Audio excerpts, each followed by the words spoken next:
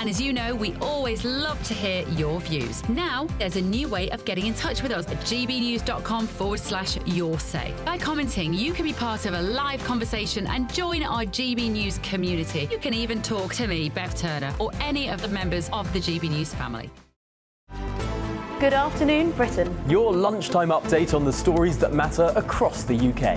From breaking news and insightful analysis, inspiring stories and lively debates. You're comparing yourself to a former Prime Minister. Which is it? Stay informed, stay updated, stay entertained. I just don't know how anyone would not want to be there. Every weekday from midday. We are Good Afternoon Britain, only on GB News. Britain's news channel. I'm Stephen Dixon, and thanks for joining us on GB News, Britain's news channel. Every Saturday, 10 till 12, we'll bring you all of the news that you need to know. We'll also remind you that there is so much to smile about. It's my favourite time of the week. I get to relax, enjoy some light-hearted stories, and let Ellie teach me about fashion too. That's Saturday Morning Live, every Saturday, 10 till 12. Only on GB News, Britain's news channel. I'm Emily Carver. This is GB News, Britain's news channel.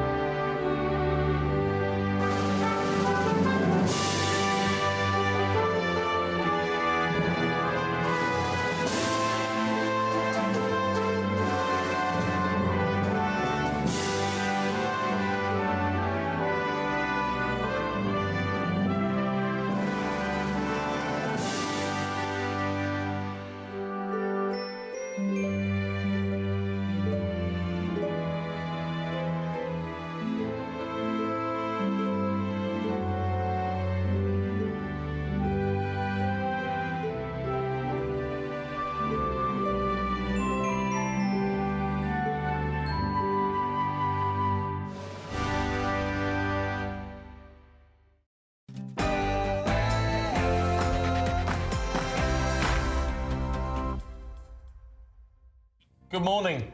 Anarchy on our streets. Locals forced to flee as riots spread. Well, the police prepared to deploy 4,000 extra officers as courts are told to open 24 hours a day. And the Home Secretary, Yvette Cooper, warns that rioters will pay the price. We've been clear to the police that they have our full backing in taking the strongest possible action against perpetrators. Anyone who engages in this kind of disorder needs to be clear that they will pay the price. Also today, how tough is Trump? The former president's son, Eric, tells GB News his father is fragile after the assassination attempt as he shares a family mantra. He always looked at me, he goes, Eric, no drinking, no drugs, no smoking. Okay, let me say that again. No drinking, no drugs, no smoking. You better do well in school, right? And that's how we always went off. Could Harry and Meghan be royally ruffled after the former President Trump said that he would happily deport them back to the UK if elected in November? And should the NHS embrace weight loss jabs like Ozempic? That's our discussion this morning after a study found that weight loss shots could help millions get fit quick.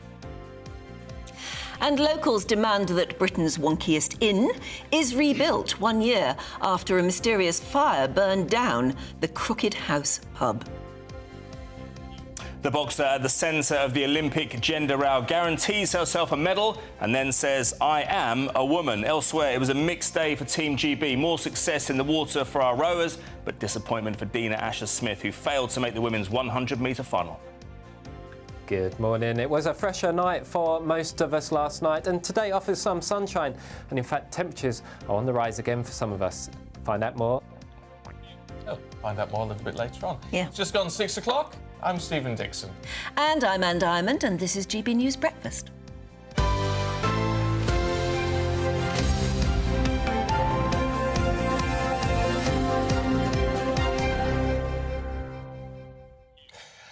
Can I just point out my tie? I know this sounds very self-indulgent, but as soon as I walked into the office today, everyone's saying, "Oh, I really like your tie." I have worn it before. It's got little Tyrannosaurus Rexes on it. It's really nice, and a matching hanky. A matching hanky. It's from my nephew. Oh, it's lovely. Ralph James. Yeah. Well done, Ralph. You've got good taste. It's his favourite dinosaur. It's lovely. It's lovely. It is. I tried to find a similar design about 20 years ago, never found it, so I'm pleased it still exists.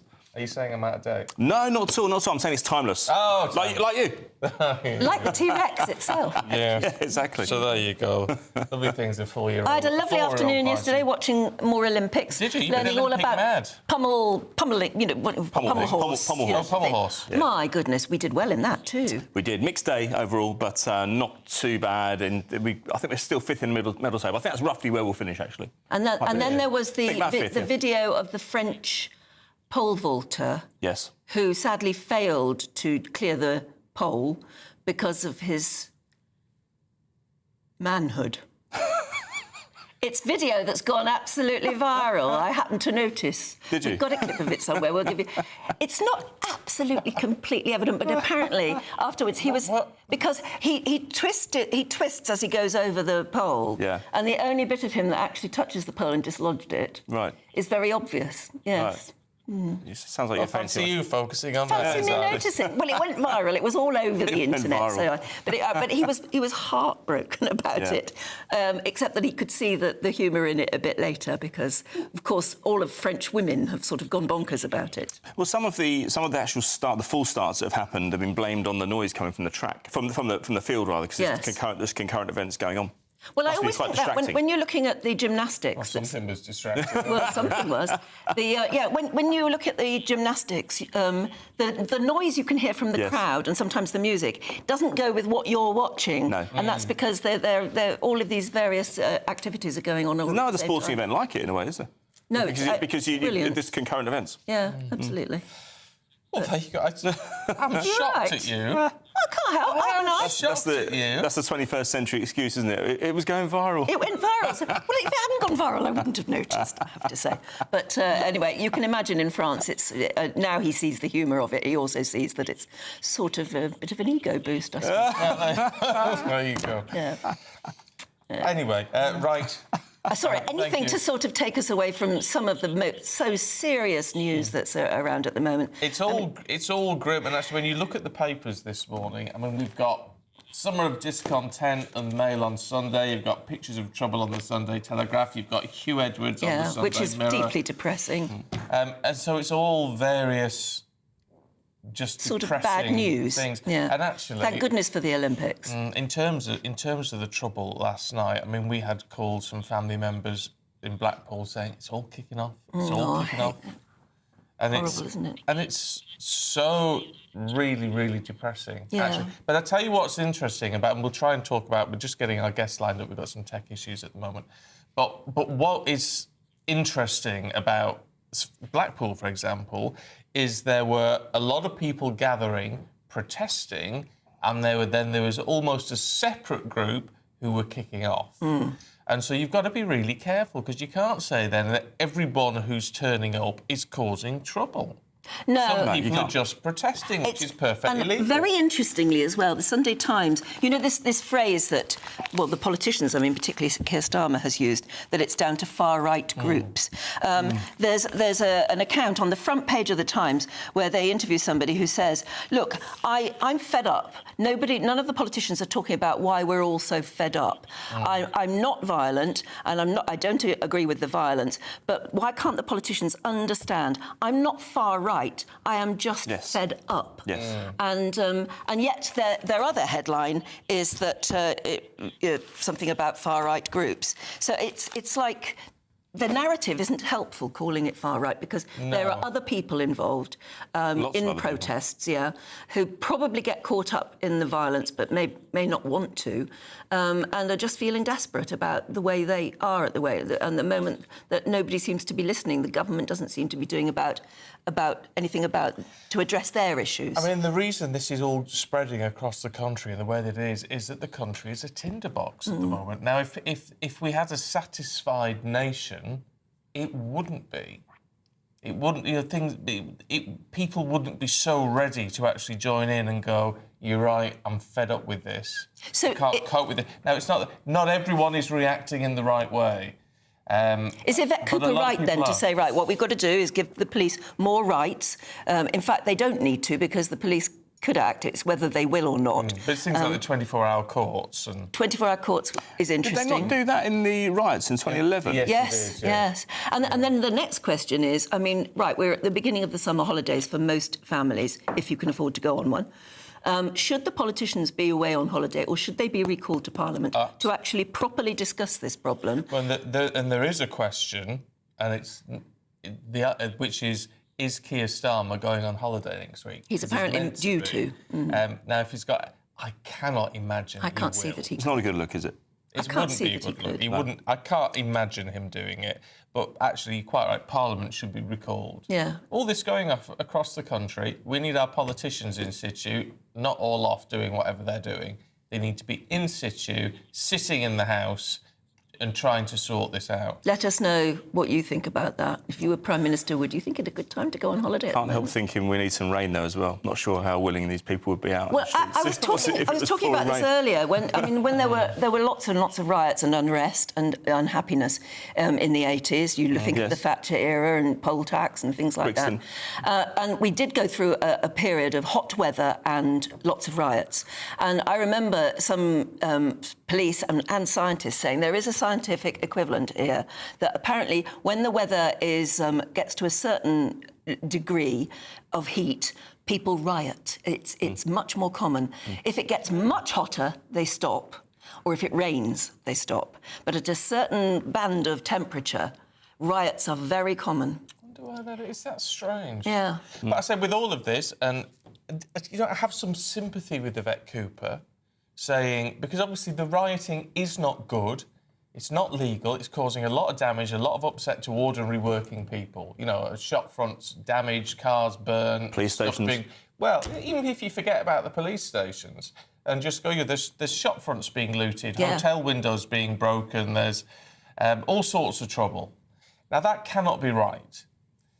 However, you can't say we're cracking down on all of this without talking about the underlying problem, because otherwise it's not going to work. But that's what I mean. That's why I find the platitudes uttered by the Prime Minister at the moment, by Yvette Cooper, is that, this sort of violence does not belong on our streets. Well, duh. It's a very easy thing to say, but, I'm afraid it is happening on our streets. But you have a I want to very hear exactly nation. what she's doing about it. I mean, you've got a nation of people who are, maybe not everybody, but a large proportion who are unhappy with where this country is at the moment, and I'm afraid some recent incidents have just provided even not actually a legitimate spark, it turns out, with a rumour, but a spark which has just set all this on fire. You've got to deal with that. Looking again at this article on the front page of the Times, one of the thugs hit. This was at Liverpool. Hit a female police officer to the ground, and then somebody else moved in and kicked her while she was on the ground. Somebody else moved in and said, "Don't do that. She's on the ground," And a woman turned to him and said, "Kick her. She deserves it." Just because she was a police officer. They see that can't. But this is where you cannot put everyone in the same group and say all of these people who have concerns are thugs like that, because that's not true. And so you've got to be able to split between the two. In every protest, there's always an element of professional protesters, aren't there? Groups that they tag. You probably see the same faces at each one. But I think the frightening thing about last night is you start to see maybe not a coordination, but it sprang up in various parts of the country, from Portsmouth, all the way up to Liverpool, and that's sort of a bit frightening. Frankly. The one thing I will say, we're being told to move on, but the one thing I will say on this is do not always believe what you see on social media. And you've got to be careful. There was something doing the rounds yesterday which showed a whole load of coaches sort of all lined up as though they were ready to go, and they had a name on them like Aziz or something, and they were saying, this is Muslims all boarding coaches to head up to wherever it is to have their own protest. And, of course, I said, well, that caused so much trouble, can you imagine? Turns out, it wasn't that at all. It was this coach company doing a TikTok video promoting their new fleet of coaches. Oh, for heaven's sake. From several years ago. And of course, That's how dangerous it can be. Someone's taken that video, they've put it on Twitter, and they've said this, and they've lied about it. Do not just believe what you see on social media, because it's there. People are putting it on there to rile you up. And so let's try and stick with the facts in all of this. Well, we'll talk more about it a bit later on in the programme. Not much longer. No, right. Let's talk about Donald Trump, should we? Because since the assassination attempt against him, he's shown a more personable side, you could argue, in the lead up to the presidential election. Yeah, he had his wife Melania with him, didn't he? And his family on stage as he accepted the Republican nomination to become their presidential candidate. GB News' Ben Leo caught up with his son, Eric, in Scotland to find out more about Donald Trump as man and father, rather than just the political giant we all know him as. This is what Eric Trump had to say. Into his room every single day as I went to school, and he always looked at me, he goes, Eric, no drinking, no drugs, no smoking. Okay, let me say that again, no drinking, no drugs, no smoking. You better do well in school, right? And that's how we always went off, but he still calls us, my boy, right? And he's like, I know he's a 40-year-old who runs a $7, $8, $10 billion company, but he's still my boy, right? He might be old, he might have gray in his mustache, but he's still my boy, and now he's an incredibly loving guy. Let's talk to US and international politics professor Scott Lucas, who joins us now. Good morning to you. Nice to see you, as always. It's quite interesting, this, in the sense that we don't often sort of hear about the human side of Trump, in a way, the softer side, which he must have, which everybody has. It's quite interesting, isn't it? It's interesting. The children are very loyal to Trump. Of course, Eric Trump and Donald Jr. Both are directors of the Trump organization alongside Donald Trump. Indeed, all three, you might remember, in a civil case, were convicted of fraud in last year. But there are also others who have talked about Trump, and if you want the full story, talk about it. He was estranged from his brother, who was extremely upset about that estrangement. His niece has actually been very public in her dislike of Trump. That's Mary Trump. So there are some family members who are quite loyal to Donald Trump, as children should be to their parents. And then there are others who have seen, well, another side of Donald Trump. At the end of the day, I think it's important in this election, which is the most critical since 1865, to pay attention to the character of both candidates, to avoid unnecessary insults of the candidates, but also to pay attention to those vital issues and bring them out alongside comments from their children and their relatives about what great people they may be, or in Trump's case, what great people they may not be. It does sort of show that they are changing tactics a bit on his campaign, doesn't it? I mean, his rhetoric, frankly, hasn't changed since his assassination attempt. We've seen the things he said about Kamala Harris, for instance. But there is no doubt they're pushing the family image quite hard at the moment, aren't they? Yeah, the problem is that the Trump campaign is pushing that, but then Donald Trump undoes the work. I'm old enough to remember that Republican National Convention you talked about, and you're showing the shot crumbs right now. And you remember when the campaign said he's a changed man because of the assassination attempt, as you see that bandaged ear, and they said he's going to talk about unity. Well, in the rally in Georgia last night, which is a critical election in November, critical state in the election, he insulted Kamala Harris. He insulted Joe Biden, and he insulted the governor of Georgia, Brian Kemp, at length. Brian Kemp's a Republican. And afterwards, Republicans were saying, what are you doing? Why are you attacking one of our own when we need Republicans to be working for us to get out in November? He also repeated a series of false claims, inflammatory claims. And I know you've been talking about that just a few moments ago, about the UK side of this. He repeated false claims about immigration, about the economy, and about crime.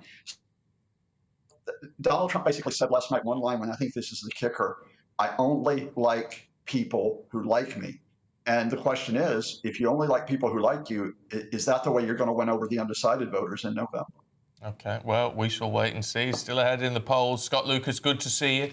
Thanks very much indeed. You see, I think the things he says, going back to the old-fashioned rhetoric, being rude about people, insulting people, the way things he's been saying about Kamala Harris, I don't think that puts off his voters at all. I don't think it does. I think they like that about him.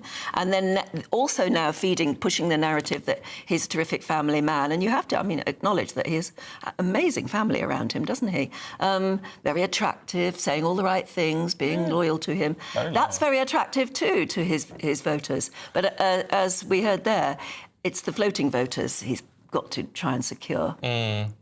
Yeah, which is always the problem. But he is ahead in the polls in the key swing states, and that's what will win it. It's the swing states that matter. That's what's going to do it. Scott has got a point when he says, well, he's got nieces and nephews and sisters and all who are very anti-Trump and have been very, very vociferous in their criticism of him. But that happens in families, yeah, doesn't exactly. it? Yes, it might. What they're saying might be perfectly legitimate and right, but you can't use that as a weapon against him because it happens in so many families that it's. And that won't put off his loyal fan base either. And who's to say who's right or wrong in that? It's just who you like the sound of, isn't it? So you can't really use that, I don't think, as a weapon against him. I can't imagine Kamala Harris digging all that out as a weapon against him. No. But it's, as I say, what it lines us up to is the debate, yes, which is going to be happening in a month. Where they actually might get their teeth into proper issues that really do concern the electorate in America. Well, also, it's going to be feisty. I think she's going to be feisty. I think it's going to be an interesting watch. I suppose we view it from a journalistic perspective. We want something a bit juicy, and I think it will be juicy. It'd be good at keeping both on their toes. They can't just trade insults at each other, though. What they've got to do is actually talk about the things that matter to American people.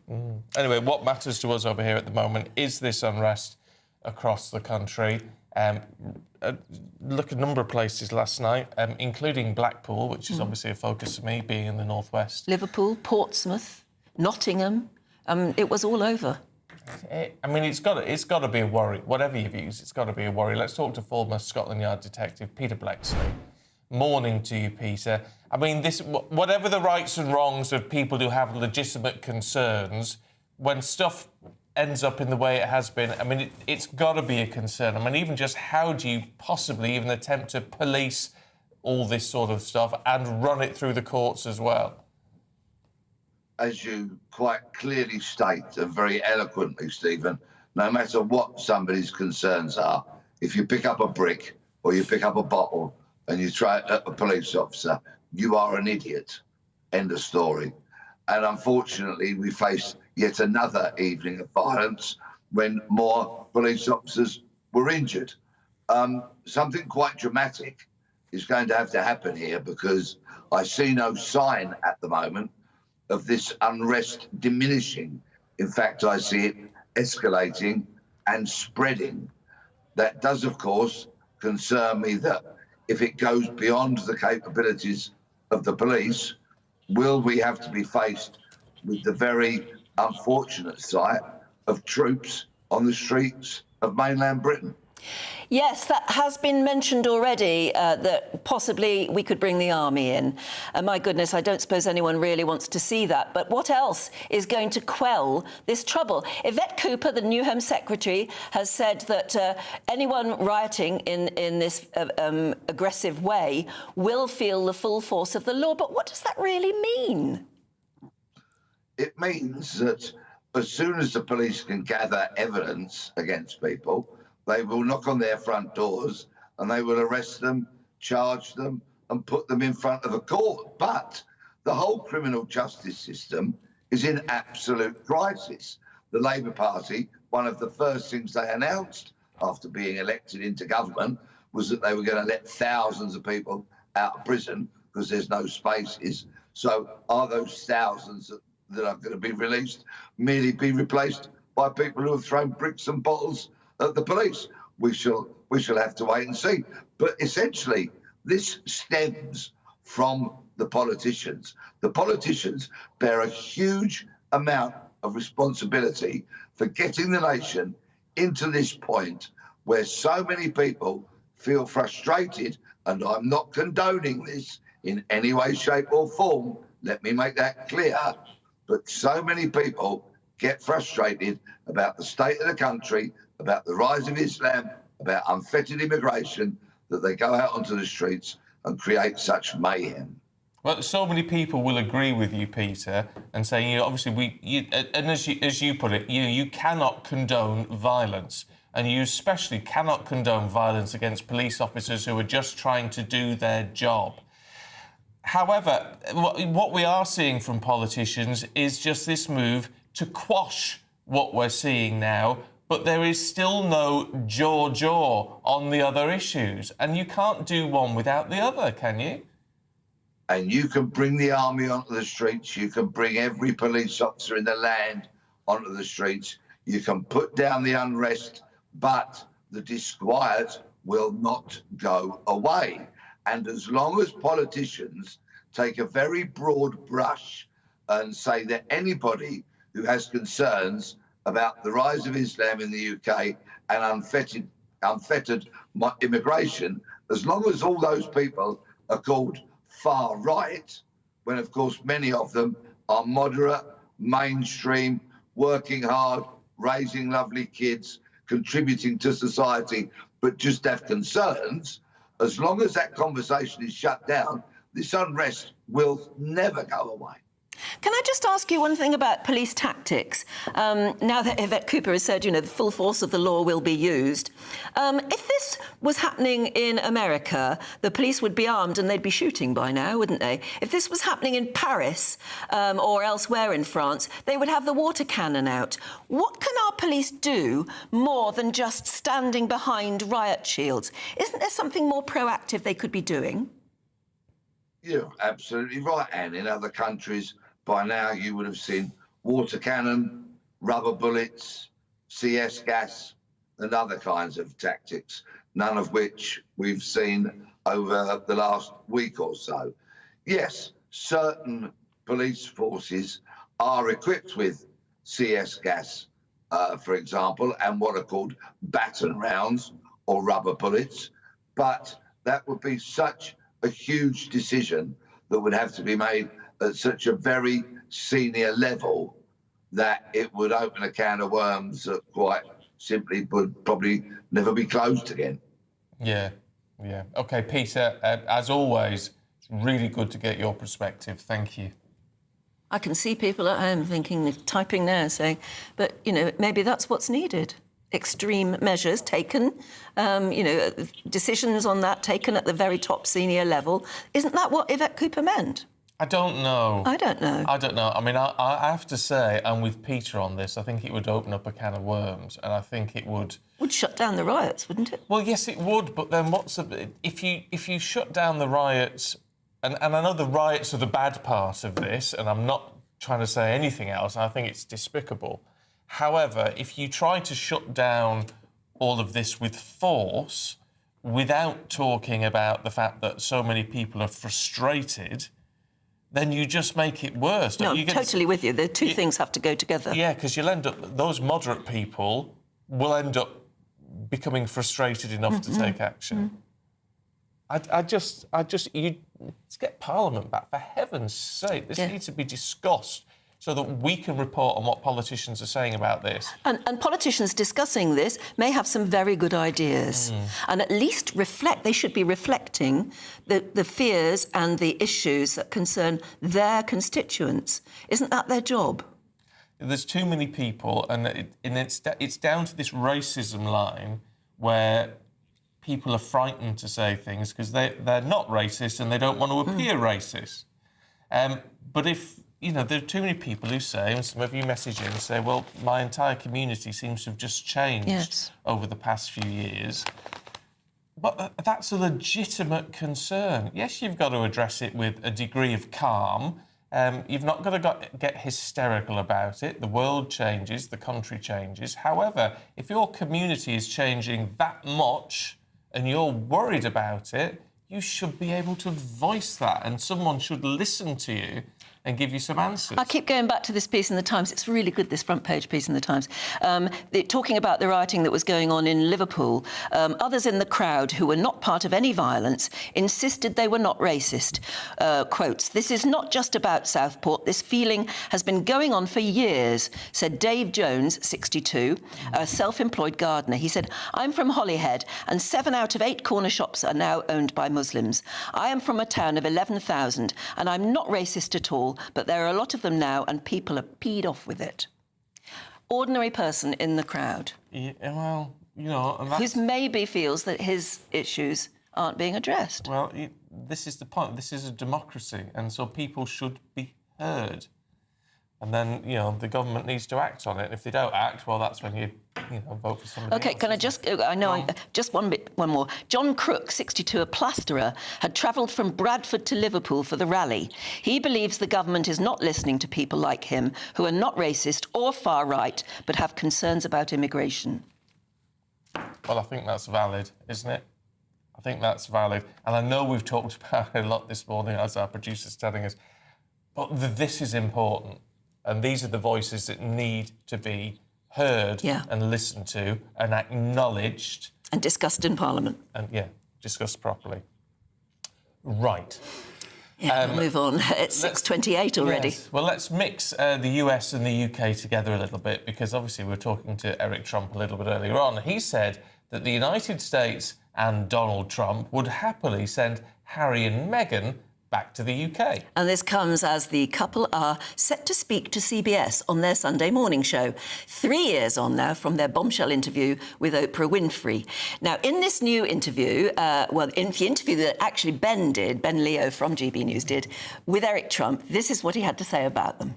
What I can tell you is my father had so much respect for the Queen, as did I. My mom knew so many of them for years. I think you probably know that. Had a great relationship with Diana and everyone else. And you know, that's a very sacred kind of institution, and you can happily have those two back. We'll happily send them back from America. You can have them back over here, but I'm not sure if you guys want them any more than we might not want them anymore. They feel like they're on a little bit of an island of their own. But listen, you can always have bad actors in anything. You can always have spoiled apples in every orchard, but the institution of the royal family is beautiful, and it's something that's really actually admired by a lot of Americans, and I think that should be protected. And let's talk to royal broadcaster and photographer Helena Shard. Good to see you this morning. And I mean, the son of the man who is very likely going to be once again president of the United States has called Harry and Meghan a bad apple in the royal orchard. That's quite a sting. It is a sting. It's completely a sting, but it's actually really quite understandable as well. I mean, they're dropping clangers all the time, and I think that's probably what everybody's waiting to hear today when we watch CBS News with Jane Cowley. I think they are unpredictable in nature. So we don't know what's going to be said, but they are predictably hypocritical. And I think people are just at the end of their tether with everything, whether it's a symbiotic relationship with the press and wanting them to bring it down. I mean, there's so many different things. Optics are always slightly hypocritical. But obviously the CBS News Sunday, they are supposed to be launching this new initiative next week, the Parents Network. Now, it's pretty underwhelming, that title. There's lots and lots of parents' networks out there. It doesn't really state what they're doing, but through the Archibald Foundation, they are hoping to support parents whose children have been harmed by online media. Now, obviously that's admirable, and it's always good to talk about online safety, cyberbullying, etc. But, I can't help but feel there's a little bit of smoke and mirrors here, because this gives them the platform and PR that they need. It's always like reinventing the wheel in a way. I'm not 100% sure what they're truly doing. I mean, they're doing a lot of talk and awareness of wanting to support parents because obviously they've got a desire to protect their own children. So this is what's driven their campaigns. And obviously we're all aware that last October they hosted a mental health summit, and they also talked about digital, social media, how it impacts. But for me, they are not an authority on online safety. And, they talk about global leadership in fostering a safer online environment. But Archewell Foundation, which was founded in 2020, is not a global leader in this. So I'm not too sure where they're coming from. Yeah, absolutely. And it's a tricky one because, who are they working with? Who are the specialists that they're working with? I mean, we know that they are, always suing everybody and trying to hold people accountable. I can understand if they were trying to work with the big conglomerates who really should be putting a huge amount of money into this to prevent the impact of cyberbullying, etc. And that would make sense. But what truly are they doing? This is a great platform for them. It'll be interesting to see how the interview goes. Thanks very much, Helena, for talking to us this morning. Because if it is with Jane Pauley, she's a very experienced and proper journalist. Although, sometimes when any network does a deal to get a royal interview, and that's how they'll see it, soporific. They agree to not ask certain questions. So who knows how that will go. Wouldn't happen here. John's been in touch. GB News should be 100% behind the working class people of this country. Yes, we are. Yes, we are. And I can say as a working class northerner, I guarantee you we are. So there you go. Right, we're out of time. We're being yelled at. We've over-talked. We've been yelled at for half an hour now. No, it never stops. Aidan McGee's here with all your sport in just a minute.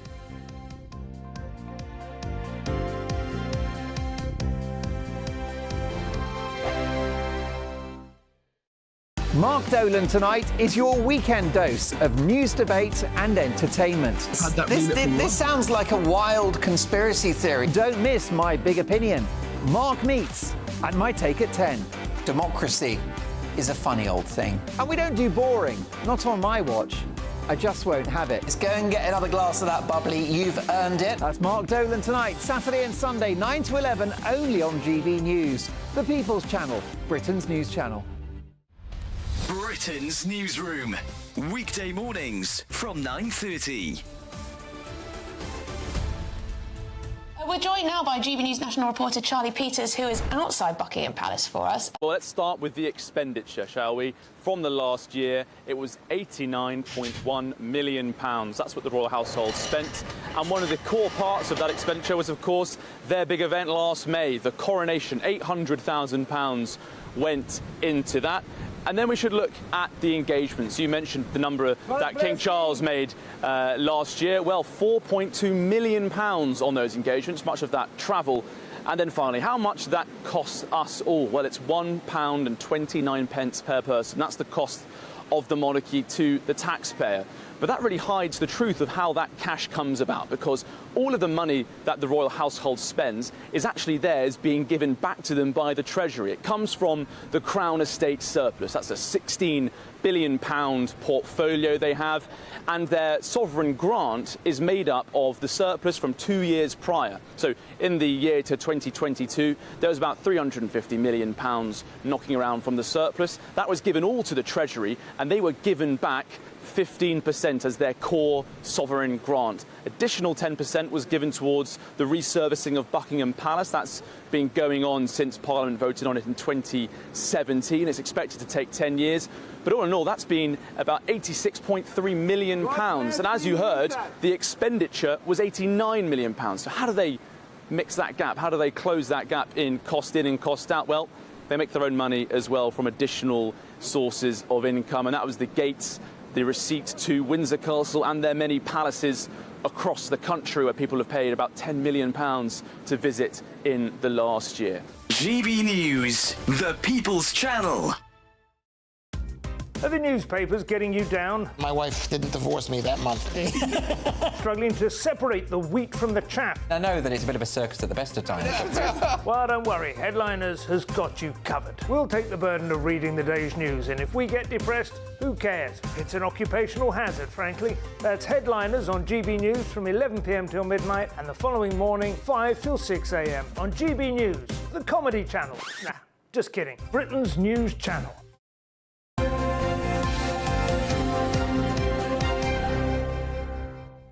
Now imagine having an extra £30,000 extra in your bank to play with this year. Well, it could be yours in our giveaway, all tax-free as well. Here's how it could be you that's the winner. Don't miss out on your chance to win a whopping £30,000 in tax-free cash to spend however you like. It's extra cash that could really make a difference to your coming year. You could find yourself on that holiday you've always wanted to take, buy that treat that always seemed out of reach, or just send some of those day-to-day financial stresses packing. £30,000 could be yours. For another chance to win £30,000 in tax-free cash, text CASH to 63232. Text costs £2 plus one standard network rate message. You can enter online at gbnews.com/win. Entries cost £2. Or post your name and number to GB07, PO Box 8690, Derby DE1 9TT. UK only. Entrance must be 18 or over. Lines close at 5 p.m. on the 30th of August. Please check the closing time if listening or watching on demand. Good luck. Time to go through all the sport now. Ada McGee's here. Yes, and there's lots of sport around at the moment. Good morning to you both. What should we start with? We'll go to the Olympics. Yeah, I mean, look, I think it starts and stops with the Olympics at the moment. Actually, it's really reaching its peak in the second week. And the big story so far has been Iman Khalif, the Algerian boxer.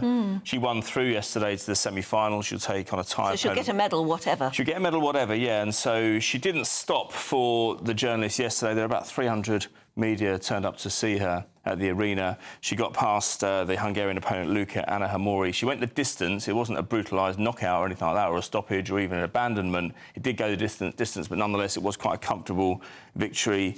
And they were quite conciliatory in victory as well, or in defeat rather, for the Hungarian opponent. She was sort of embraced her. Having been critical beforehand, she said it's not fair to fight her. Her own association had said as well that it wasn't fair. This is before any of this even started. So she actually...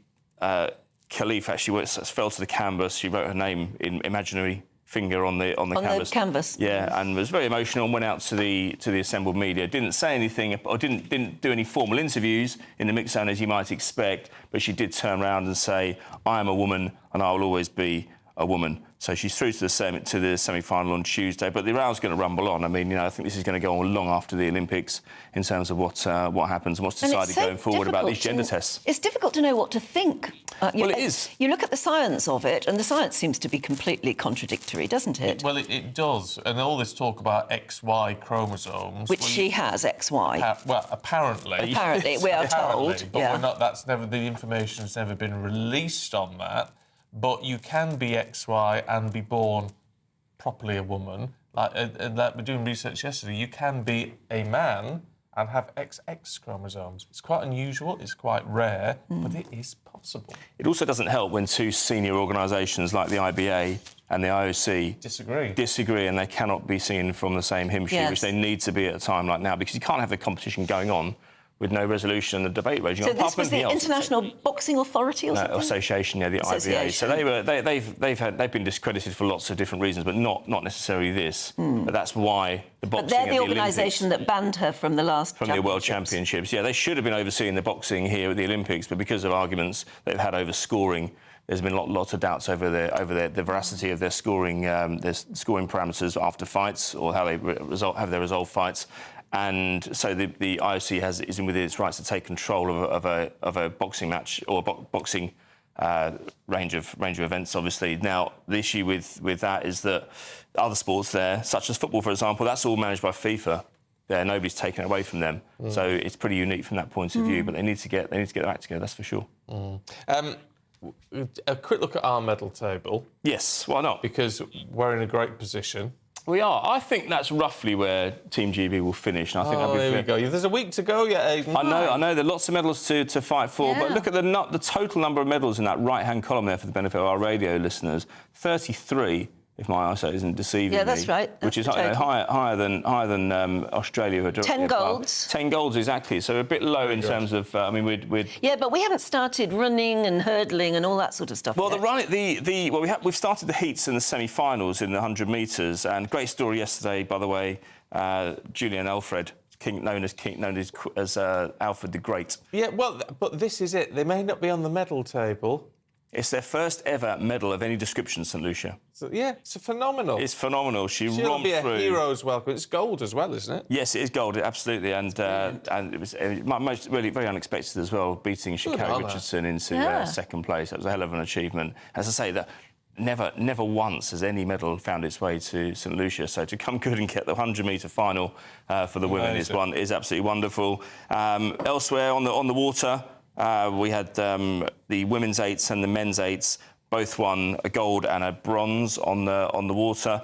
And what was interesting here is that the Tom Ford was in the men's. His sister Emily was rowing for the women, right. So which they kept is a great it in the story. family, both and of that's the best haul of medals on the water since 2012. 8 medals from a possible 10. So it's the rowing that's really keeping us at the top of that. There's a big tennis match today. Djokovic and Alcaraz. Yeah, we mentioned it yesterday, didn't we? It's 11 o'clock this morning. Actually, it's quite an early start. Is it? Oh. It is indeed. Yeah. So as I said to you yesterday, I think that if Djokovic can go ahead and get that. But it'll be worth watching that. It'll be worth watching. Alcaraz is not going to give up easily. He's also got his work cut out. Yeah, I think Alcaraz will be the favourite at the moment. Yeah, without Excellent question. stuff.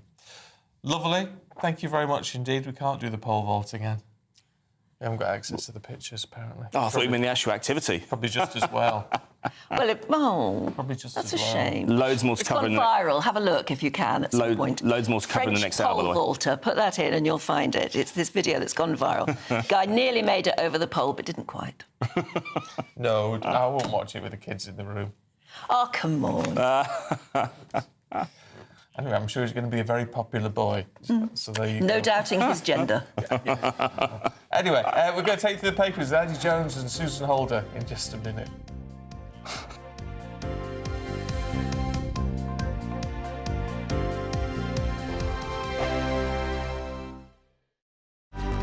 Good afternoon, Britain. Your lunchtime update on the stories that matter across the UK. From breaking news and insightful analysis, inspiring stories and lively debates. You're comparing yourself to a former Prime Minister. Which is it? Stay informed, stay updated, stay entertained. I just don't know how anyone would not want to be there. Every weekday from midday. We are Good Afternoon Britain, only on GB News. Britain's news channel. Martin Daubney, weekdays from 3 p.m. King Charles has launched his own aftershave, costing, wait for it, an eye-watering 135 quid for a 100 millilitre bottle, promising buyers that they can smell just like the gardens of his Highgrove country pile. Now, this is something that Meghan Markle would do, surely not the King. Is this a case of King Charles selling out, watering down the brand, just like Meghan? Well, join me now to discuss this is the royal broadcaster, Helena Chard. Helena, welcome to the show. Martin, often on this show, we've had a pop at Meghan Markle, the Sussexes, for selling out, for flogging strawberry jam, and now the King is flogging Pong. Is this really the right royal thing to do? Do you know what? So the joy of luxury Highgrove splash, at the end of the day, Highgrove is such a special place, and the Highgrove shop sells amazing things on there. And as we know, the profit actually goes towards charity. So it's the King's Foundation, which was formed in 1986. Profits go towards educational and training, and it's all to do with this sort of sustainable world. But not to forget as well the charitable aspect and the whole ethos of the King's Foundation, and that's so important. This is not just something that's going up on the website and just being sold purely to go into someone's pocket. So I think, all in all, I think everyone should have a look at the Highgrove website and see what's on for sale. I mean, there are lots of really lovely, I think, pretty fairly priced products. And even more so, go and see the gardens. You know, as we know, King Charles is a keen environmentalist and the gardens are fabulous. GB News, the People's Channel.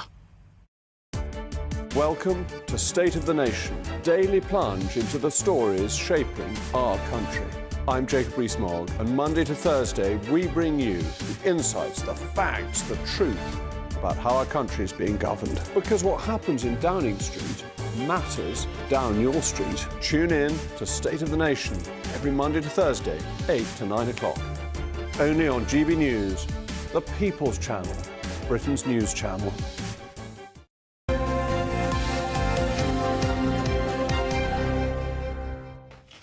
6:47, good morning. Let's go through the papers then with the journalist Andy Jones and the author Susan Holder. Good morning. Good morning to both. Hello, hello. All right, we've got all the papers covering this discontent.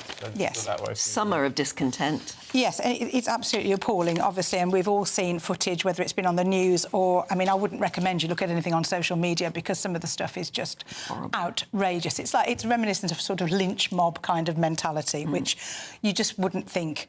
And I would like to kind of ask any of those people who were there if they could name any of the children who were killed in Southport, because I bet they wouldn't even know the names of the little girls who died, or even be thinking about the people who are still in hospital. They certainly weren't thinking of them, were they? No, they were writing. It's absolutely right. And to think that is the way to deal with anything, or I mean, obviously people are upset, and it's also very interesting, isn't it, how male-dominated those groups are, because are we trying to say those men are more upset than any woman or mother or anybody who, you know, are we not upset as well? Not all men, though. I mean, I've seen... Not all. There was a woman arrested in Sunderland. It's not all. But the mob itself is predominantly male. And it is... Here's a question for you then, which someone put to me last night, which is valid, actually, because there are a lot of peaceful people out there who are very upset and having their peaceful protests. If that was all happening, it wouldn't be getting the attention.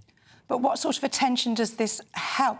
And particularly in attacking the police, because we all know people who attack police, if anything happened to them, if a crime was committed, if they were in trouble, who would they call? They would call the police. And if you injure the police and you put more people off from joining the police, what good is that going to do the country overall? It's nonsense. But you're right, there are good people out there. And I found a piece in The Observer.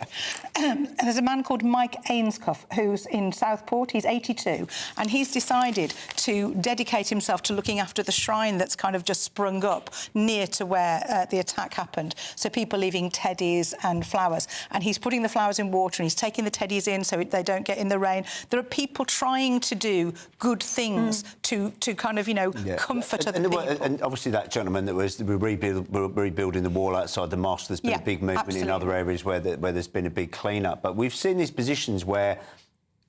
and we saw this during other riots in London where people are smashing up their own community. The things that were targeted in Sunderland were bizarre. The police station, Citizens Advice Bureau, Hayes Travel, which is a big employer in the area. The owner of the company was saying they're giving $1 million to local causes. I mean, why would during they their do time. that? Why would you put through a window? It's crazy, it's mindless. And if the concern is unchecked migration, which is something we've talked about thousands of times on this programme and is a legitimate concern in Britain, this was a time to show for years that movement of, oh, you're far right if you're against immigration, you're a yobbo if you're immigration. The time was for a peaceful protest, and instead it's been tarred with exactly the same brush again that it's always OK, happened. so here's another question then. Should Keir Starmer be going on holiday, which he is rumoured to be doing next week? If you were Prime Minister, would you consider it a good time to go on holiday? I imagine it will be delayed and postponed. I imagine the first holiday that the new Prime Minister was going to have would have been in Britain anyway, for the optics. It's usually a stay-at-home vacation, they're called. I imagine that will be delayed. I mean, a week's a long time in politics, as we saw. There were you know, this wasn't even a story last week, and now it's obviously the story. But it might have well calmed down in a few days, but I very much doubt he'll be going. It would be very easy to say, no, he shouldn't go on holiday, but there will never be a good time to go on holiday once you are Prime Minister. Yeah, but this is extraordinarily And this is extraordinary. So, no, the advice I would give would be don't go now. But I do think whenever he goes, somebody will pick on him and say you shouldn't go now for whatever reason. Quite, but it's quite a unique thing to have the multiple riots in 7 or 8 different home cities. I think there's always going to be a hot spot in the Middle East or a hot spot somewhere in terms of the economy. And also he was stung a little bit recently by him saying what he thought was quite an honest and likeable situation of, oh, well, I'm going to check out at 6 p.m. I want to be a normal dad. I want to be a normal husband and things. So I think he's going to be quite sensitive to the fact that he's, part-time Kia if he goes on holiday. Here's an interesting point, which a lot of you are raising this morning, but Sean puts it in a particularly good way about all of this. He says Southport was a spark, but not the fuel. That's interesting. Yeah, that's a fair point.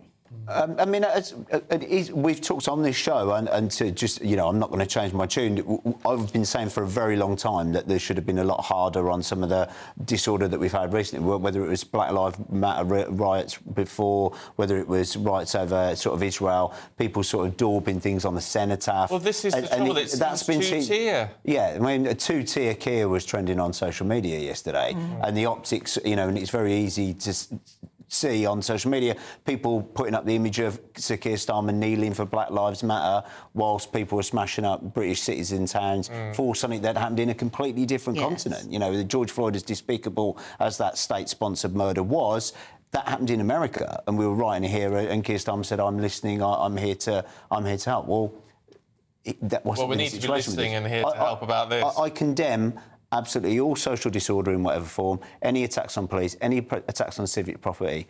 But I think that a lot of this has come out because so much has been allowed previously, particularly this year. And don't you think as well, though, that social media is whipping this up and there is so much misinformation? Even as journalists, we've been struggling with a few things this morning. Well, is that true? No, is that true? It is really hard. I mean, there's stuff going around on social media yesterday, say no more mosques with a picture of Brighton Pavilion.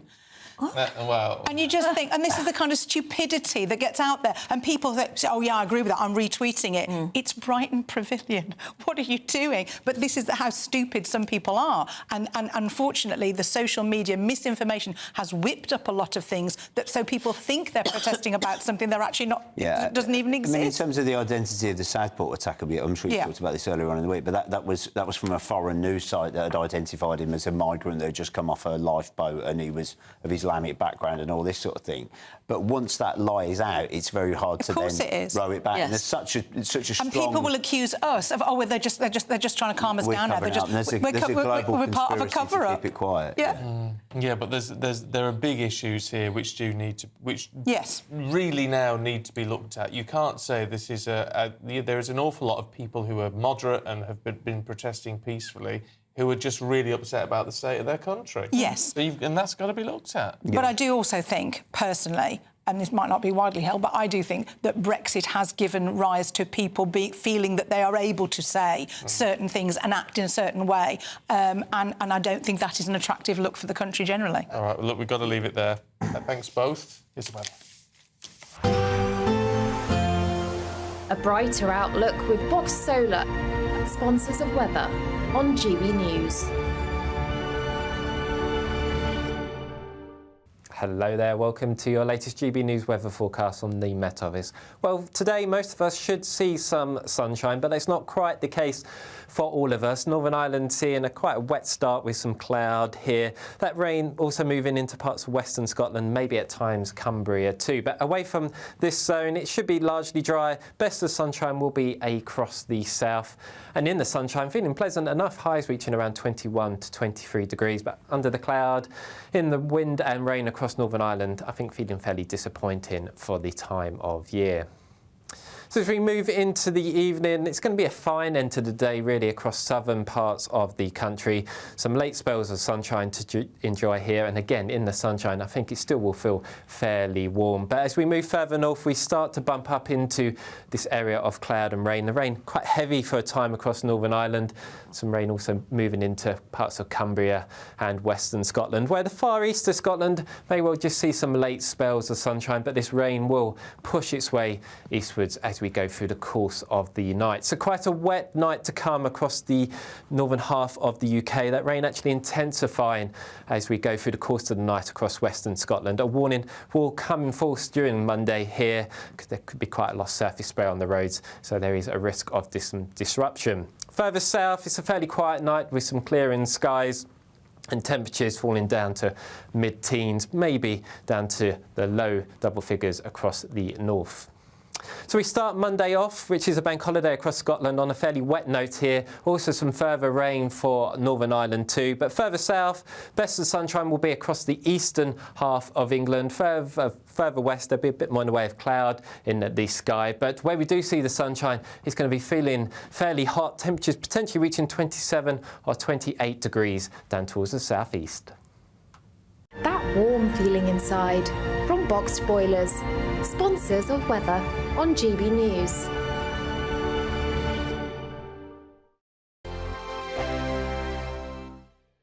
We could be calling you with the news that you've won our latest Great British giveaway, an incredible £30,000 in tax-free cash. David from Kent was our last big winner. Listen to what he had to say about getting that winning call. Hi, I'm David from Kent and I won £15,000 and it couldn't have come at a better time. I was gobsmacked. What have you got to lose for what it costs? In fact, I've done it again this week, so I'd recommend it to anybody. For another chance to win £30,000 in tax-free cash, text cash to 63232. Text costs £2 plus one standard network rate message. You can enter online at gbnews.com/win. Entries cost £2. Or post your name and number to GB07 PO Box 8690 Derby DE1 9TT.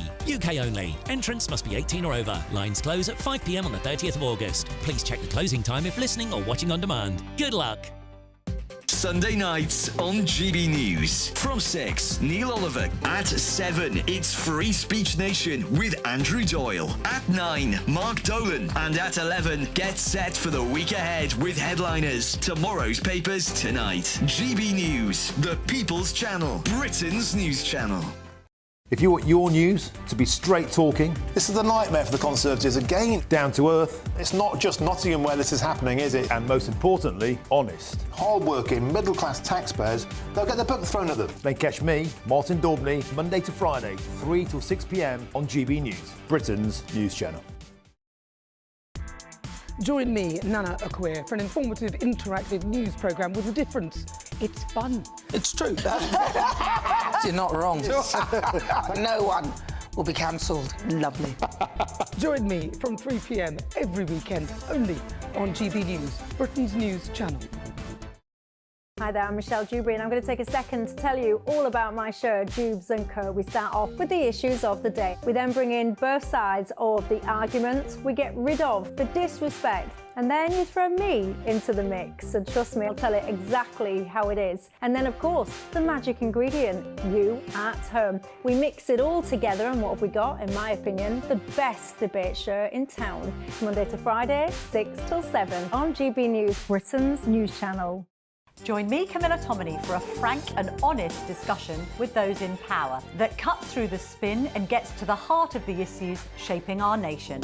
You haven't confirmed that you want to stand as leader, but you haven't ruled it out either. This report basically says that he's not fit to stand trial. Is he indecisive? Incompetent? I deliver the dose of reality Westminster needs. That's the Camila Tomy Show at 9:30 every Sunday on GB News, the People's Channel, Britain's news channel.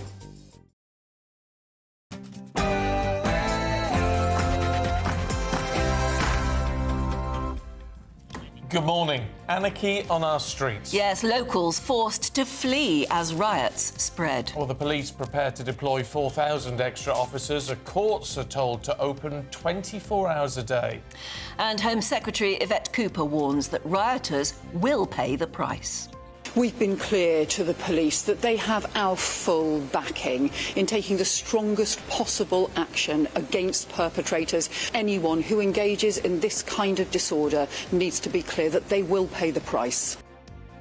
Also today, how tough is Trump? The former president's son tells GB News his father is fragile after the assassination attempt, as he shared with us a family mantra. He always looked at me, he goes, Eric, no drinking, no drugs, no smoking. Okay, let me say that again. No drinking, no drugs, no smoking. You better do well in school, right? And that's how we always went off. Harry and Meghan, could they be royally ruffled after the former President Trump said that he would happily deport them back to the UK if elected in November? And should the NHS embrace weight loss jabs like Ozempic? That's our discussion this morning after a study found weight loss shots could help millions of us get fit quick. And locals demand that Britain's wonkiest inn is rebuilt 1 year after a mysterious fire burned down the Crooked House pub. There was a first ever medal for the island of St Lucia as Julienne Alfred caused a huge upset by taking gold in the women's 100-metre final at Paris 2024. Today, it's all eyes on Rory McIlroy and Tommy Fleetwood in the golf, with Novak Djokovic facing Carlos Alcaraz in the tennis gold medal match this morning. Good morning. It was a fresher night for most of us last night, and today offers some sunshine. And in fact, temperatures are on the rise again for some of us. Find out more in a little bit. It's just gone 7 o'clock. I'm Stephen Dixon. And I'm Ann Diamond, and this is GB News Breakfast.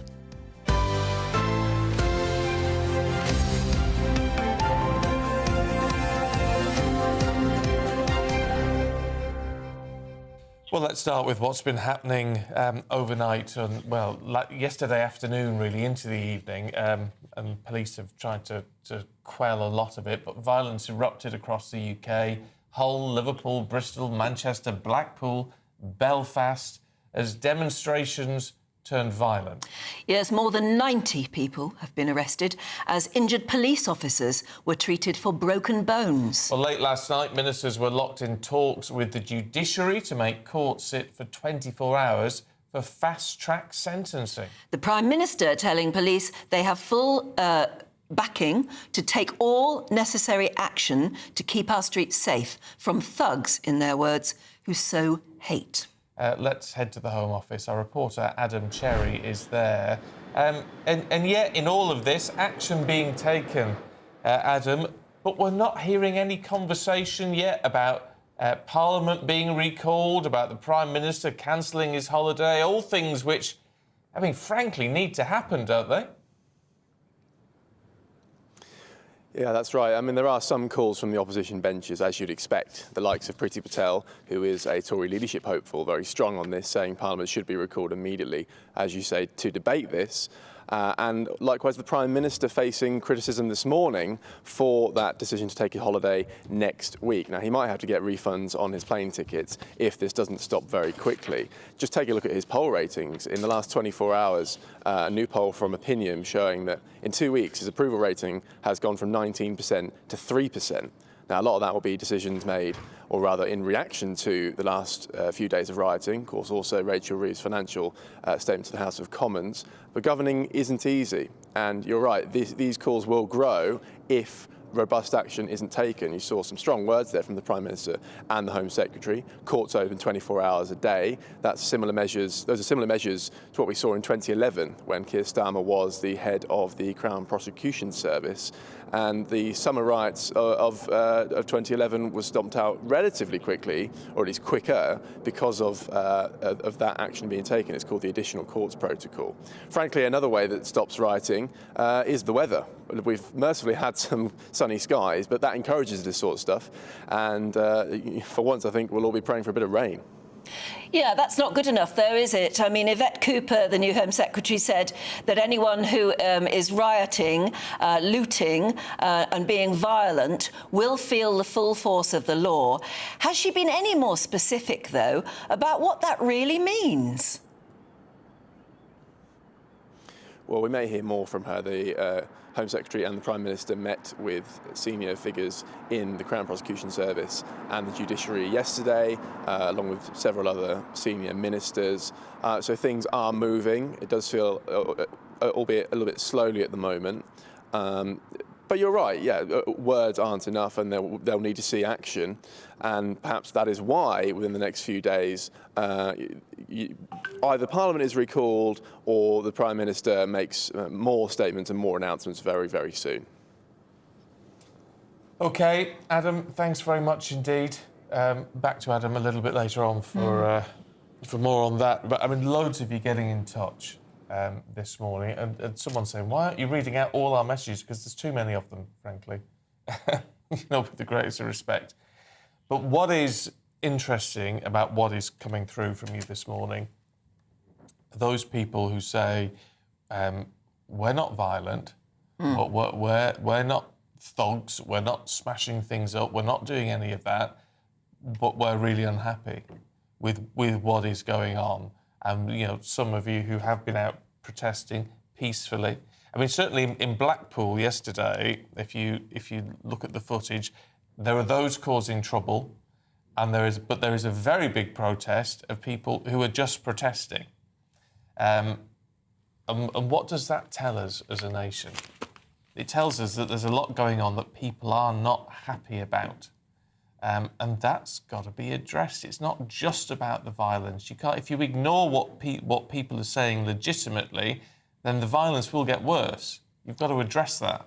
I was talking a bit earlier about, I think, a very impressive piece in the front page of the Sunday Times this morning, in which it's written by the Northern editor of the Sunday Times, who was clearly getting a lot of evidence, basically from other reporters, at the various different protests, many of which erupted into riot. And he said that in so many areas there were people there who don't like being called far right because they don't feel they are far right, and they're not professional troublemakers. They're just people who are so concerned that they turned out. I quoted earlier this guy from Bradford. He said, I grew up in he's just a plasterer. He's 62. He said, I'm not violent. I'm not racist. I don't think I'm far right either. But I grew up in an area of Bradford which these days is like a no-go area, and nobody wants to admit it. 40 years ago, my mother would clean the stone steps of the house and then we'd go to church. Now you can't walk the same streets. The government wants to say we're far right, but we're not. I've had to move 3 times in Bradford because the community isn't integrated and certain parts of it think they can do what they want. It's time for somebody to start to listen. So again, he clearly feels he doesn't like being branded far right, as though that's sort of somehow an excuse for this sort of violence. And he also really doesn't feel that his very properly held and sincerely held beliefs aren't being heard. This is the problem, and a lot of you, again, talking on gbnews.com/your say, and you have been actually for quite some time now, saying, well, all this stuff about what the white people are doing, the thugs and the far right, as they are labelled by some. So why is nobody talking about the Muslim grooming gangs and issues of that nature? Now, I don't think now is the time to talk about it. You can't conflate everything together. But what that does indicate is people feel that even on those issues, which have been ongoing for a long time, that hasn't been dealt with fully. It shows how all these things have been building up for a very long time, and people don't feel it's been properly addressed or properly listened to. With the grooming gangs, it took a long time for the action to be the right action. Such a long time. And even then, it was still deemed to be something you couldn't really easily talk about. And so there is this is the problem that politicians have not got to grips with now, and they haven't got to grips with for the past 10, 15 years, is that these things have bubbled away under the surface and people feel it's been handled incorrectly. But the minute somebody like Nigel Farage says so out loud, he is absolutely condemned by a lot of the media, a lot of people commenting on his remarks, saying that it wasn't useful and he was far right and nobody should listen to him. But at least he had the courage to actually point things out that do need to be discussed. Yes, and that's why Parliament needs to be recalled, frankly, so that actually, there's special rules in Parliament, it's what they call privilege. Yeah. Which allows certain things to be said. So these discussions can be said, and that Nigel can be heard in the chamber alongside Yvette Cooper and whoever is it still James Cleverly, who's the Shadow Home Secretary? I don't know. At the moment, yes. But, so that all these voices can be heard and it can be discussed and some conclusions can be arrived at. And that needs to be done. And I say it's about having, frankly, what are difficult conversations It's about time they Got to went have mad. them now, haven't we? Let's move on at 10 minutes past 7 to things happening on the other side of the pond. Since the assassination attempt against him, Donald Trump has been showing, well, some may say, that he's been showing a more personal side to his character in the lead-up, of course, to the US presidential election. Yeah, he had his wife with him and his family on stage when he accepted the Republican nomination, of course. Ben Leo caught up with his son, Eric, who's in Scotland, to find out more about Donald Trump as a man and a father. I went to his room every single day as I went to school, and he always looked at me, he goes, Eric, no drinking, no drugs, no smoking. Okay, let me say that again, no drinking, no drugs, no smoking. You better do well in school, right? And that's how we always went off, but he still calls us, my boy, right? And he's like, I know he's a 40-year-old who runs a $7, $8, $10 billion company, but he's still my boy, right? He might be old, he might have gray in his mustache, but he's still my boy, and now he's an incredibly loving guy. He's a lovely guy. I like that mantra as well earlier, the family mantra. He said to his sons, no drugs, no drinking, no smoking. No smoking, yeah, and do well at school. But if you lecture your children like that, does it actually get in there? I don't know. Let's talk to US political analyst Eric Ham. Morning to you, Eric. What do you make of all of this? I mean, clearly, Eric Trump is trying to now spread this a different angle, a different perspective on his father. Well, yeah, that might be true. But of course, some of the things that we have heard from Donald Trump himself just this week, I think, paint a very different picture of the ex-president. And I think it certainly will shape voters and, of course, what they think and what they want to see from their respective leader when they go to the polls in November. Yeah, it's interesting, isn't it? His campaign seems to be hoping, at least, that he'll calm down the rhetoric. Clearly he isn't, with the things he said about Kamala Harris. But there is no doubt they're trying to push this family image, maybe even a dynastic image. Yeah, I'm not sure how much that works. America doesn't really believe in dynasty, especially for political leaders. And I think that will certainly give voters pause. But again, this is a very contentious, very hotly contested election. And I think we're going to see many ebbs and flows throughout this process take place. Right now, clearly, all of the momentum is behind Kamala Harris. But of course, we know that can change on a dime. And of course, Donald Trump can actually see the momentum actually shift in his favor. And so I think that's what he's hoping for throughout this process. I mean, with all of this, are we going to see what we would consider a more traditional presidential race from here on in? I do believe we are actually getting that right now, because what we're seeing, at least from both sides, is very contrasting ideas and, more importantly, a vision for where they would take the country if, in fact, they become the president of the United States. That was certainly not the conversation we were seeing when President Biden was actually in the race. It was more about personal defects and, of course, age limitations, and less about what vision was for the country and, of course, tapping into the aspirations of the American people. And we're seeing that play out right now.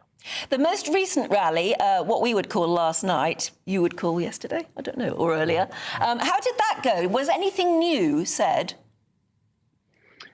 No, not from Donald Trump. In fact, it's very interesting and striking, in fact, when you look at the fact that Donald Trump actually held this rally where, of course, 4 days ago, Kamala Harris was in that same place with an equally spirited crowd. More than 10,000 people were there. And so we're seeing this entire process play out. And now we're getting Donald Trump has pulled out of that September 10th debate to be hosted by ABC, now saying the debate needs to be hosted by Fox News with a live audience. The question, of course, will be, will Kamala Harris accept this new offer by the former president? But what we're seeing is this has now become a game of chicken. And of course, everyone is watching to see who's going to blink first. Yeah. OK, Eric, good to see you. Thank you very much indeed. Be interesting to see who does blink first on that. She'll have to accept it, won't she? She'll have to agree to do the. I suppose so. There was an issue with ABC, wasn't there? There was something complicated about that one, and the chief executive had made comments about Trump or for Kamala or something. But whatever they do, they've also got... Do you remember at the last debate, it was excruciating for so many reasons. But one was that they had to shut up and they actually turned off the microphone of the person who wasn't speaking. So they couldn't interrupt, which a debate has to have a little bit of interruption, doesn't it? I suppose so. A little bit of, banter between the two. Maybe it gets too much. It was too clinical, the last one. It was too clinical. And no audience. It was dead as a dodo. Yeah. Can I address a controversial point? Oh, I don't know. I know, and it is serious because... I'm trying to keep you a little bit happy here because loads of people... I said earlier on, don't believe what you see in social media because a lot of it is made up. Loads of you getting in touch saying you're not happy with us because why you're not showing videos of the Muslim Defence League and what they're doing. Now, look, we have to show stuff that we know what it is. I've got to say, and I've just been double-checking, there is no such thing as a Muslim Defence League, as far as we can find out. It's something which people are talking about on Twitter and other social media as an organisation. As far as I can tell, it doesn't actually exist. It's just what other people are labelling some groups of Muslims. So it's not an actual thing. This is where it all gets complicated, and it's where we do need to try to calm things down a little bit. And that's not to say concerns aren't real, and it's not to say that there isn't some violence on another side of this, which does need to be looked at. Of course it does. Everybody needs to be treated equally in all of this. I mean, that's what got very complicated in various of the riots or protests yesterday, is that there were... many of them started out with a straightforward legal protest sort of movement, and then there were people who came in who were anti-protest protests, and then others who were protest defenders, as it were, and that's where it gets, A, complicated, and B, hostility is bound to break out. Yeah. You've got to be so careful, and whereas, people quite rightly don't want to be labelled far-right if they have concerns, and that's absolutely right, you've also got to be careful not to do it the other way as well, because that can't be right either. Let's talk about legitimate concerns here and legitimate groups and say I can't find any evidence of the MDL actually existing as an organisation. OK, well, let's, at 18 minutes past 7, have a look at some of the other stories coming into the newsroom this morning. Tensions rising in the Middle East has Hezbollah saying it's launched dozens of rockets from Israel into Israel from Lebanon. Comes as the US and UK have urged their citizens to leave Lebanon as fears of full-scale war grow following the assassination of the Hamas political leader in Tehran. Meanwhile, Ukraine claims to have attacked and destroyed a Russian submarine whilst it was anchored in a port at the occupied Crimean Peninsula.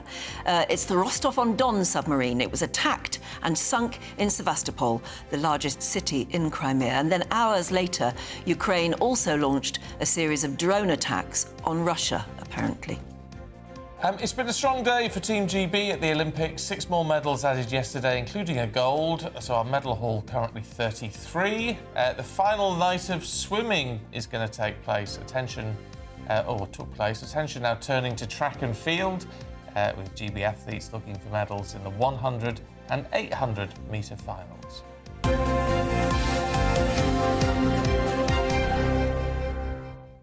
Meanwhile, here, let's see what the weather's doing with Craig Snell. A brighter outlook with Box Solar, sponsors of weather on GB News.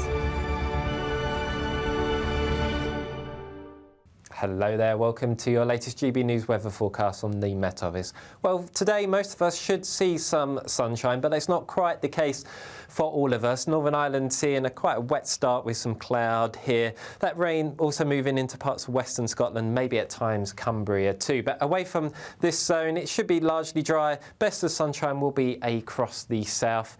And in the sunshine, feeling pleasant enough, highs reaching around 21 to 23 degrees. But under the cloud, in the wind and rain across Northern Ireland, I think feeling fairly disappointing for the time of year. So as we move into the evening, it's going to be a fine end to the day really across southern parts of the country.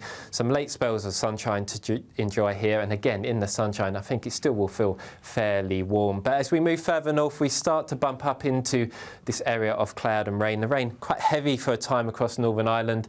Some rain also moving into parts of Cumbria and western Scotland, where the far east of Scotland may well just see some late spells of sunshine, but this rain will push its way eastwards as we go through the course of the night. So quite a wet night to come across the northern half of the UK. That rain actually intensifying as we go through the course of the night across western Scotland. A warning will come in force during Monday here because there could be quite a lot of surface spray on the roads, so there is a risk of some disruption. Further south, it's a fairly quiet night with some clearing skies and temperatures falling down to mid-teens, maybe down to the low double figures across the north.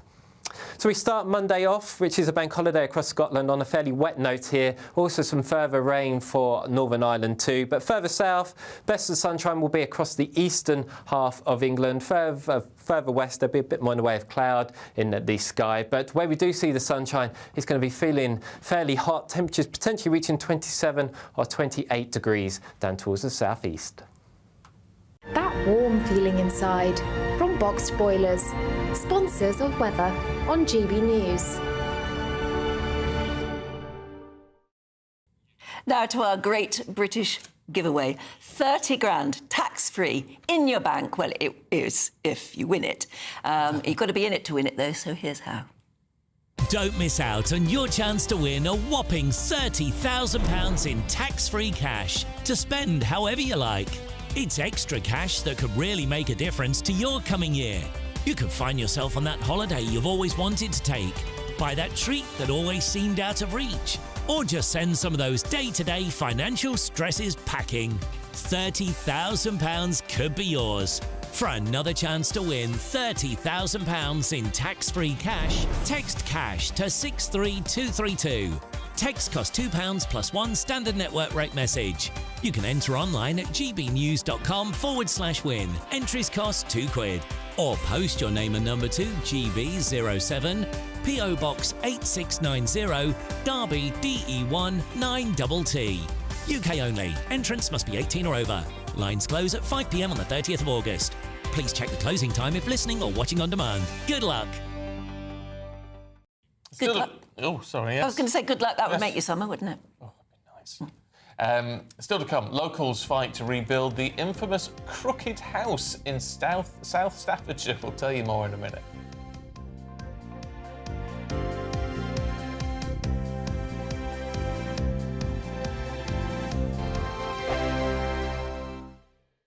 Hi there, I'm Michelle Dewberry and I'm going to take a second to tell you all about my show, Jubes & Co. We start off with the issues of the day. We then bring in both sides of the argument. We get rid of the disrespect. And then you throw me into the mix. And trust me, I'll tell it exactly how it is. And then, of course, the magic ingredient, you at home. We mix it all together and what have we got, in my opinion, the best debate show in town. Monday to Friday, 6 till 7 on GB News, Britain's news channel.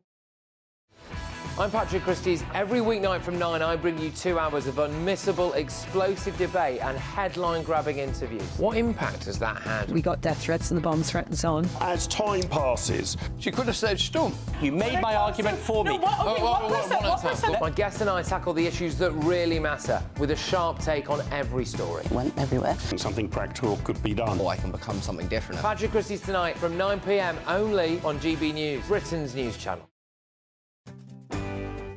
I'm Michael Portillo. This is GB News, the People's Channel, Britain's news channel. Sunday nights on GB News. From 6, Neil Oliver. At 7, it's Free Speech Nation with Andrew Doyle. At 9, Mark Dolan. And at 11, get set for the week ahead with headliners. Tomorrow's papers tonight. GB News, the People's Channel, Britain's news channel. I'm Arlene Foster on GB News, Britain's news channel.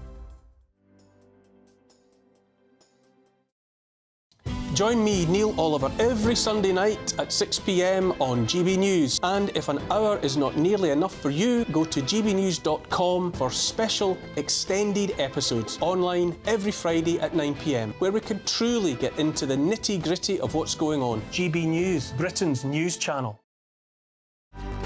Good afternoon, Britain. Your lunchtime update on the stories that matter across the UK. From breaking news and insightful analysis, inspiring stories and lively debates. You're comparing yourself to a former Prime Minister. Which is it? Stay informed, stay updated, stay entertained. I just don't know how anyone would not want to be there. Every weekday from midday. We are Good Afternoon Britain, only on GB News. Britain's news channel. Welcome to State of the Nation, daily plunge into the stories shaping our country. I'm Jacob Rees-Mogg, and Monday to Thursday we bring you the insights, the facts, the truth about how our country is being governed. Because what happens in Downing Street matters down your street. Tune in to State of the Nation every Monday to Thursday, 8 to 9 o'clock. Only on GB News, the People's Channel, Britain's news channel.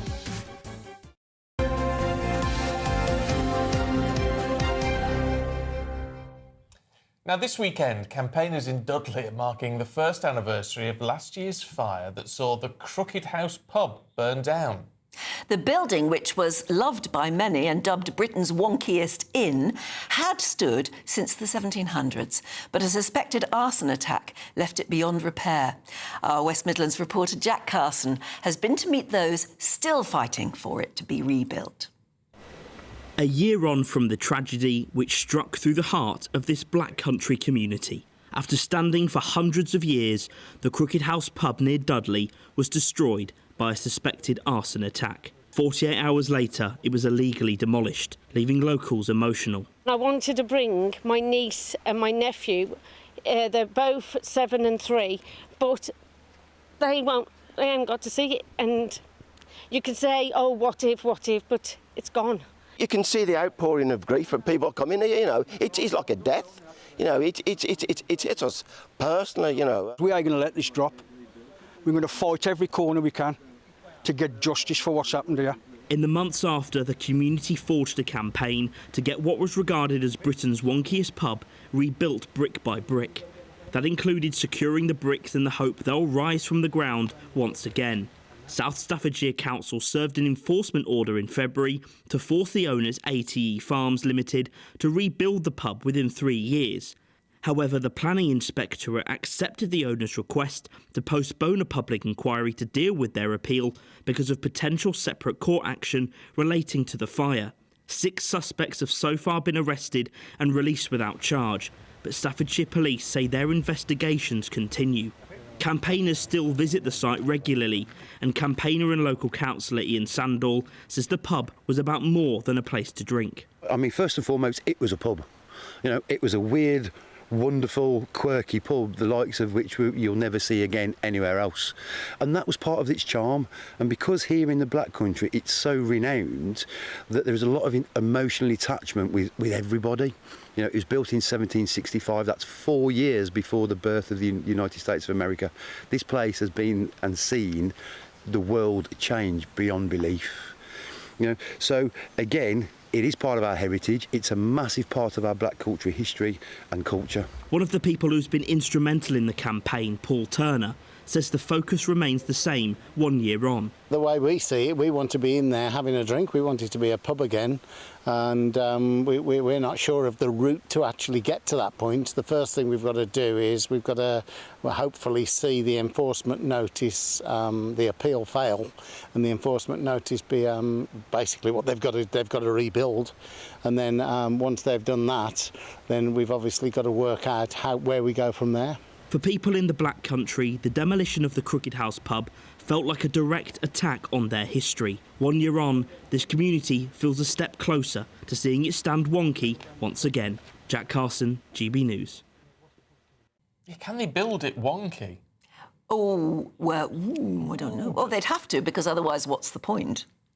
Yeah, I don't know. I don't know how you do that and make it secure. No, you have to call in DIY SOS, the big build people. Yes. They'd know, they'd get us, but you'd have to build in new foundations that kept it wonky. Yeah, very complicated. Very complicated. Probably that's why they're not doing it. But a little bit of local history there. Right, Aidan McGee's going to be here with all the latest sport, all the latest from the Olympics. That's next.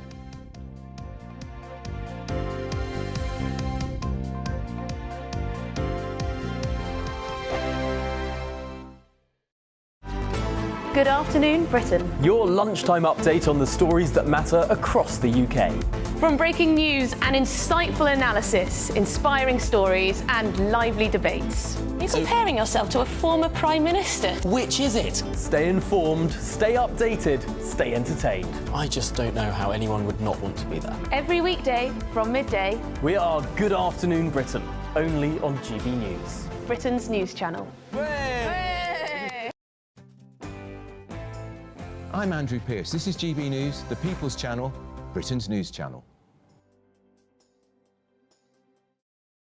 Hi there, I'm Michelle Dewberry and I'm going to take a second to tell you all about my show, Jubes and Co. We start off with the issues of the day. We then bring in both sides of the argument. We get rid of the disrespect. And then you throw me into the mix. And trust me, I'll tell it exactly how it is. And then, of course, the magic ingredient, you at home. We mix it all together and what have we got, in my opinion, the best debate show in town. Monday to Friday, 6 till 7 on GB News, Britain's news channel. I'm Bev Turner. Thank you for joining us on GB News, the People's Channel, Britain's news channel.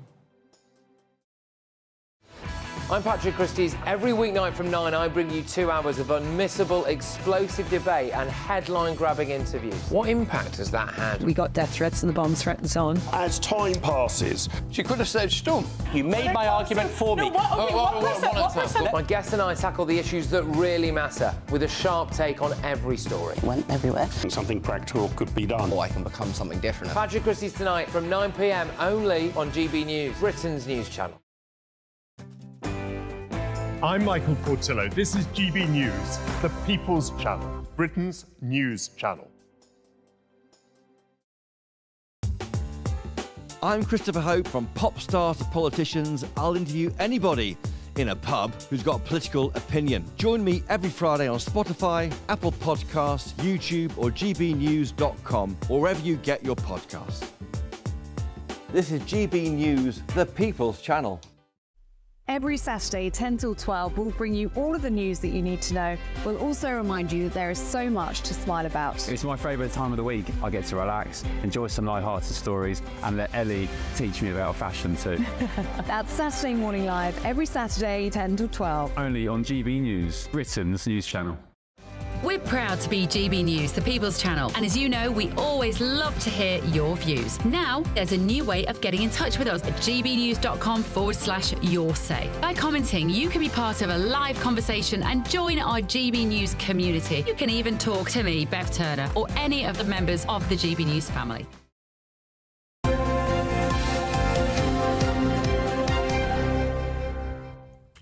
Sport time. It is. Aidan McGee's here. Good morning. Good to see you both. Hello. All right, what have we got Olympic-wise? Well, I just don't think we can go outside of the Olympics at the moment. I just think it's reaching a real crescendo. It's a week gone. I think it's day 8 now. We're seeing the athletics event. A lot of people do still see the Olympics as primarily an athletics event. And a huge upset last night. Julian Alfred of St Lucia. They've never previously won a medal of any description, Anne. And yet this tiny island of, I think it's about 88,000 people, finally produces a medal, and if there's going to be an event you do it in, Stephen, it may as well be the women's 100-metre final. Oh, brilliant. And it was a huge upset. Can you imagine the effect that's had back home in St Lucia? I know. It's great. I mean, anyone been to St Lucia? Yes. Yeah, I have as well, yeah. So you scale the Pitons, isn't Volcanic. it? Very, lovely, yeah. A place called Ladera I went to. It's lovely, lovely and romantic. So, yeah, it's called she's known as Alfred the Great. Daryl Neater of GB, really respectable race, just about missed out on a medal, unfortunately, in fourth by 400th of a second. And a big... Do you know, that must hurt so badly, to lose out on a medal for 400th of a yes, second. I know, but she wasn't expected to get to the final, actually, so she's outperformed. She'll be very proud of that. Big disappointment for Sky Richardson of the US finishing second. Because she was expected to win. So all kudos to Julian Alfred. And then on the boxing as well, we should quickly mention that the hugely controversial Iman Khalif, the Algerian boxer, who's engulfed in this Olympic gender row.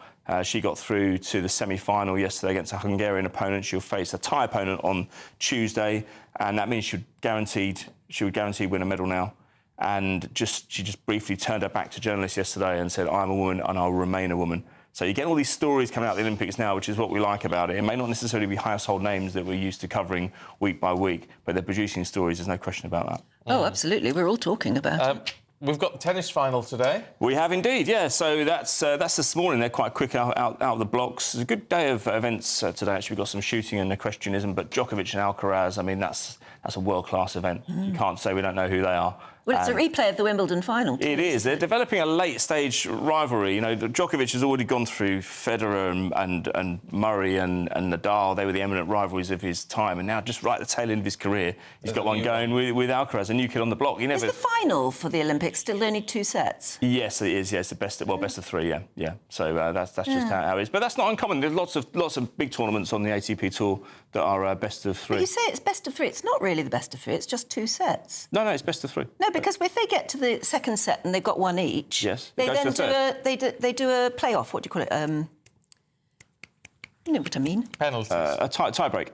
That's it, like penalties. Penalties. Yeah. They do. Well, it is penalties, match tie break. Yes. Yeah. But you still have to win. You still win the set, though, don't you? Well, yeah, but it's not a set properly. It's just a tie break. Yeah, but that's just to avoid the situation where it just goes on and on and on. Yeah, don't forget, there's a huge schedule in all this as well. They've got doubles to fit in, they've got mixed doubles and everything. You know? But I think that's what's interesting about it. It makes it a very different sort of tennis match from Wimbledon. Yes. Where you slug it out for 5 sets. But it is, as Stephen says, it's effectively penalties. Yes, it is the tiebreaker, and it's huge. Even that. Not as stupid as I like. Less is more. You know, it's just as heartbreaking to watch. Yeah, I know it is. Yeah, but that's an elite level match, and it's the only gong that Djokovic has never won in his career. So Murray's won twice 2 golds at the Olympics. Nadal won gold in 2008. Federer won it in the doubles as well. So if he does that, I think, as I said yesterday, I think he does justifiably, legitimately lay claim to be the greatest ever. He's got the whole lot done. Some success as well on the water yesterday. 10 of our medals, I think, have come from the water. I mean, we're very strong in that, although probably best we've performed since London 2012. In the rowing, the women's 8s and the men's 8s as well. The men got a gold, beating the Netherlands. The women got a bronze. Tom Ford of the men, his sister was involved with the women as well, and it's our best haul on the water since, as I said, London 2012. 8 medals from a possible 10. And the promise of... And, of course, if you look at 2012, we did extremely well in track and field, the running and the hurdling and all that sort of thing.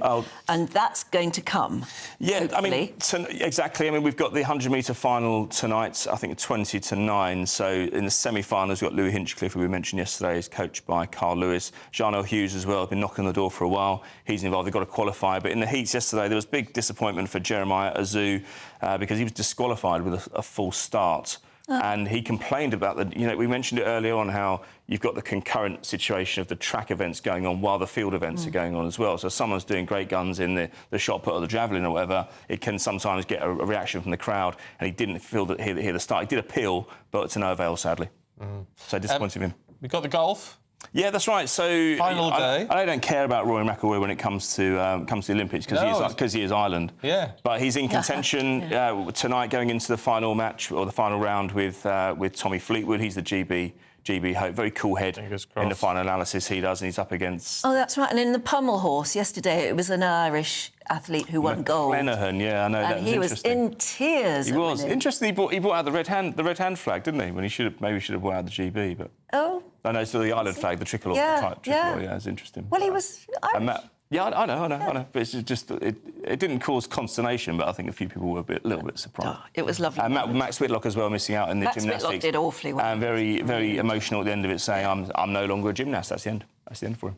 Oh. I didn't know that. Yeah. That's why he's so upset afterwards. Yeah. Oh. Oh, I'm no longer a gymnast. Yeah, but he did a wonderful show. I know. He really did. But he's had a great career as well, hasn't he? Yeah. Fantastic career. Stuff is supposed to be pizza and beer now. I know, Ken. Yeah, starting tonight, probably. Yeah. What's pizza like in Paris? Probably all right.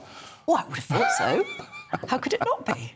Yeah, you're right. Actually, we haven't talked about the French pole vaulter, but Yeah. David's got in touch. Hi, David. He said, and I'm talking about the French pole vaulter. Sacre bleu. That put me off my breakfast baguette. Well,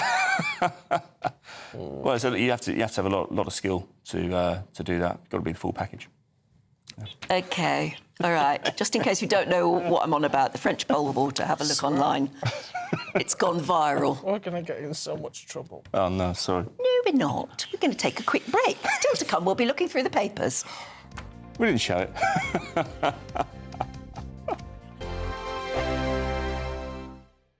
Sunday nights on GB News. From 6, Neil Oliver. At 7, it's Free Speech Nation with Andrew Doyle. At 9, Mark Dolan. And at 11, get set for the week ahead with headliners. Tomorrow's papers tonight. GB News, the People's Channel, Britain's news channel.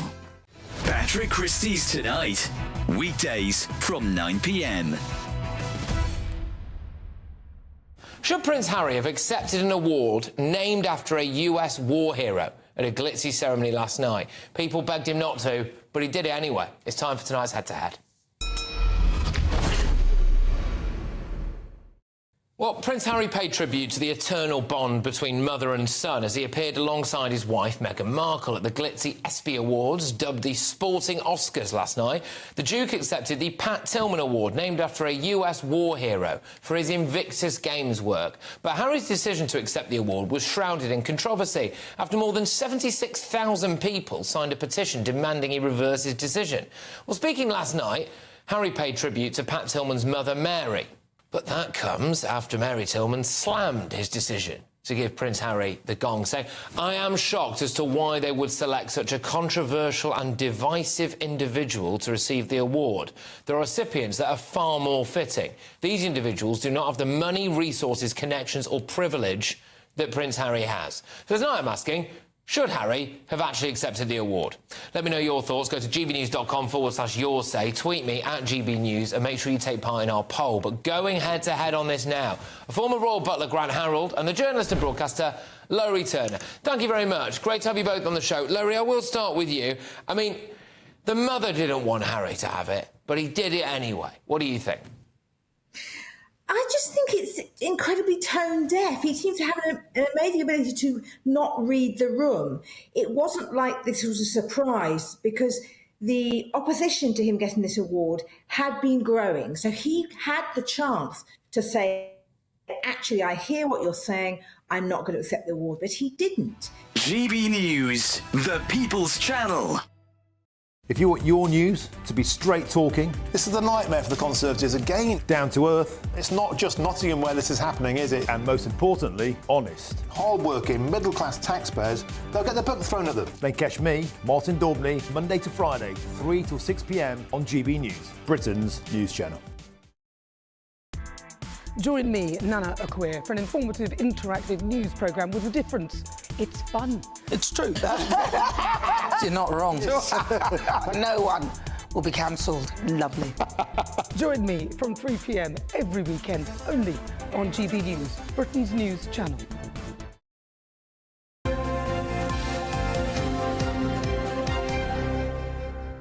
All right, time for the papers this morning with Andy Jones and Susan Holder. Morning to you both. Morning. Let's have a look at... we haven't got their names. I don't know who's doing what on each of these, but you'll tell us. The Sunday Telegraph. Cancer patients suffering what they're calling lethal delays because of this action by GPs. Yes, well, obviously, any delay to a cancer patient can, it's obviously a very scary and worrying thing. And the fact that the GPs are planning to go on strike, there's something in kind of the detail of it that is quite worrying, that apparently GPs have been told they can abandon methods of referring patients to hospital, where usually they do it on a system and it all links up by computer, and now that they can write a letter, and that will mean that they don't have to kind of do it. They're expecting clerks at the hospital to input it into the system, and this is where people are saying, that the British Medical Association are saying, obviously, this could be a delay and you could get lost in the system. That's the last thing you want to hear if you're a cancer patient, isn't it, really? Yeah, particularly there's a lady from a blood cancer charity talking about delays with particular things like leukemia. Even a couple of days, weeks delays could be absolutely lethal. And this is a position where, and we had this during lockdown as well, where people weren't necessarily being seen. There's a huge problem getting face-to-face appointments. It seems to me that you have to be much more proactive now as a patient. Yes.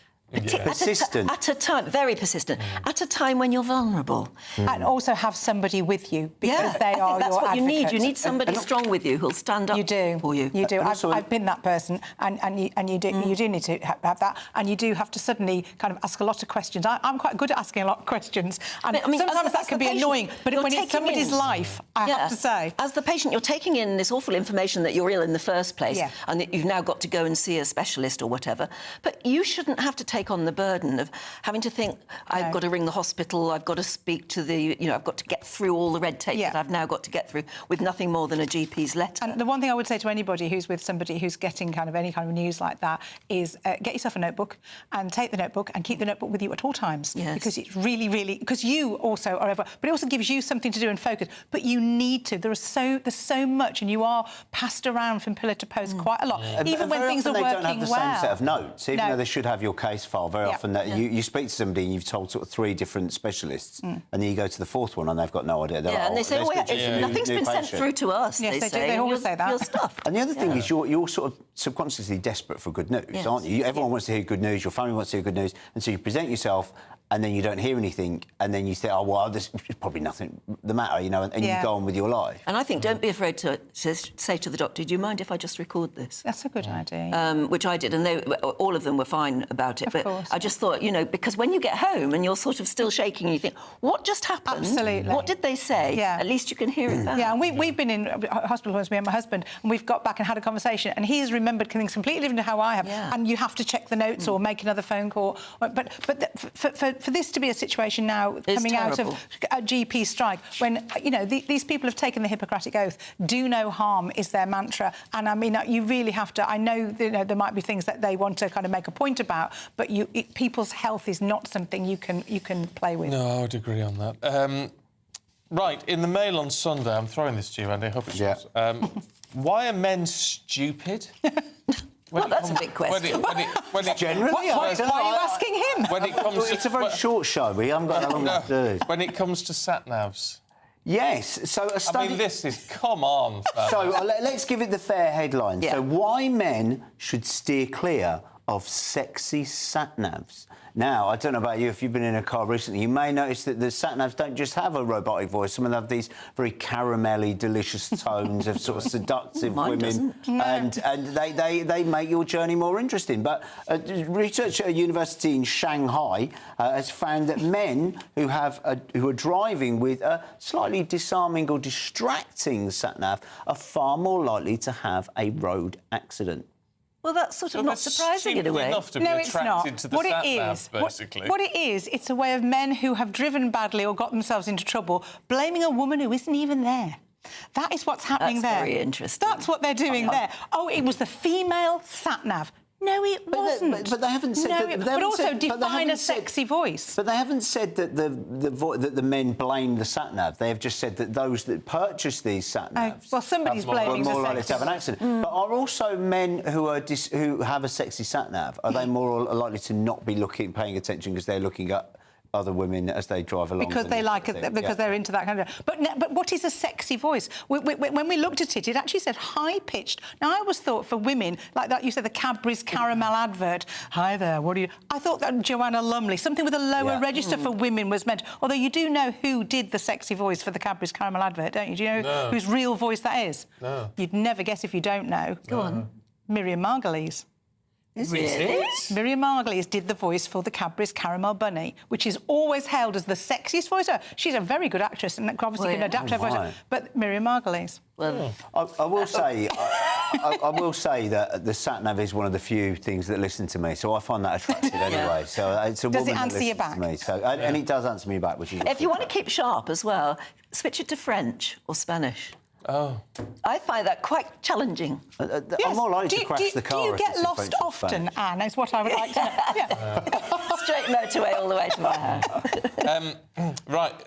The Sunday Mirror, Gen X and boomers splurging on fake tan and whiter teeth. I know what boomers are. What's Gen X? Oh, well, we've tried to... I'm of the age where I don't care what this is. I've had to go... I have to look it up. Every time there's a story that says Gen X, millennial, whatever, I have to look up what I am. Apparently, I'm Gen X because I'm in the 44 to 59. We don't believe it. We don't believe it. Do you not? No. Oh, so I'm Gen X. Yeah, you'll be Gen X with me. Well, I must be W. Essentially, the story is that there's been a huge spike in perhaps older people buying fake tan and whiter teeth as they're getting older to maintain their appearance. You have to do everything you can, don't you? Well, this is it. But I suppose also it's a very competitive jobs market now, and there's a lot of ageism in the jobs market. And I think a lot of people who are looking for a new career, a new job, may look to improve their appearance. Well, and also, having nice teeth. That's absolutely not. I'm not criticising I wouldn't do the fake tan. And I think the other thing is also there's a higher divorce rate now, and so there's a lot of other people who maybe haven't thought about their appearance too much for a few years. The trouble is, suddenly they're back out on the market. Don't you find if you do kind of look half decent ever now as a kind of woman of a certain age, one of my son's friends is convinced that I've had Botox because he's seen me on the television. And my son has said to me, well, you don't know my mum. A, you've never seen her in real life, and clearly she hasn't. But also, she would never do that. And I'm just thinking, so you can't actually kind of now look OK without people think, why are you looking at me? And I can feel the way you're looking at me. No, I'm just trying to see if your forehead moved. Yeah, it does. It definitely moves. Yeah. And if it didn't, fringe is the way I would go. Cut a fringe, that's always better. But so now if you look kind of at people go, oh, you must have had this and you must have had that. It's just like, well, it's strange world we live in. Yeah, yours is moving too. I've got plenty of movement, and my forehead's getting bigger and bigger as well as my hair's going further and further backwards. Yeah. I tell you what, if you could afford servant home, would you? Well, apparently William and Kate say no to having servants. I'm with them, to be quite honest. Why do you want people coming around your house moving all your things around? I wouldn't like it. I don't really like that. I'd never have servants. I suppose they mean sort of live-in type permanent servants, don't they? I can't believe that they're making all their own dinners. Apparently they do a lot of that. I mean, they must have... Obviously, they don't have to worry about childcare, do they? And they only have to pick up a phone to get anything they want, I'm sure. But... As a couple, they always have, actually. When they lived alone in little cottages in Anglesey and stuff, you could see them at the local shop. They did that. But now, apparently, they get their children... This is quite interesting, I think, about chores.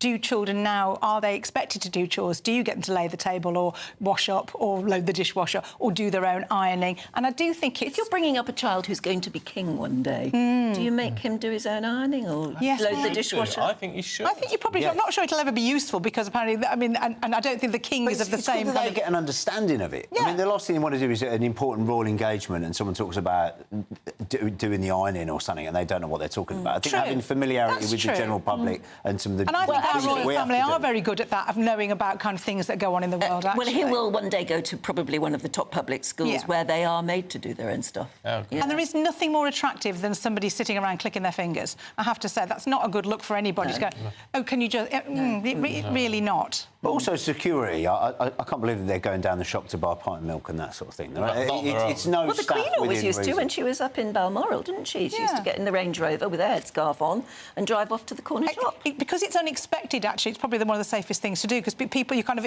in and out of a shop before people realise that that's what you're doing. I think there is a lot more than that. She didn't carry cash, the Queen.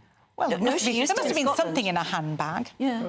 Well, a marmalade sandwich. Well, yeah, I don't know. I just sort of think I can't imagine having servants or having even people who have these. I mean, I haven't got kids, but if they had live-in au pairs and lots of things, I can't imagine wanting to share your. That's your little sanctuary. No, it is. I do think your space is your space.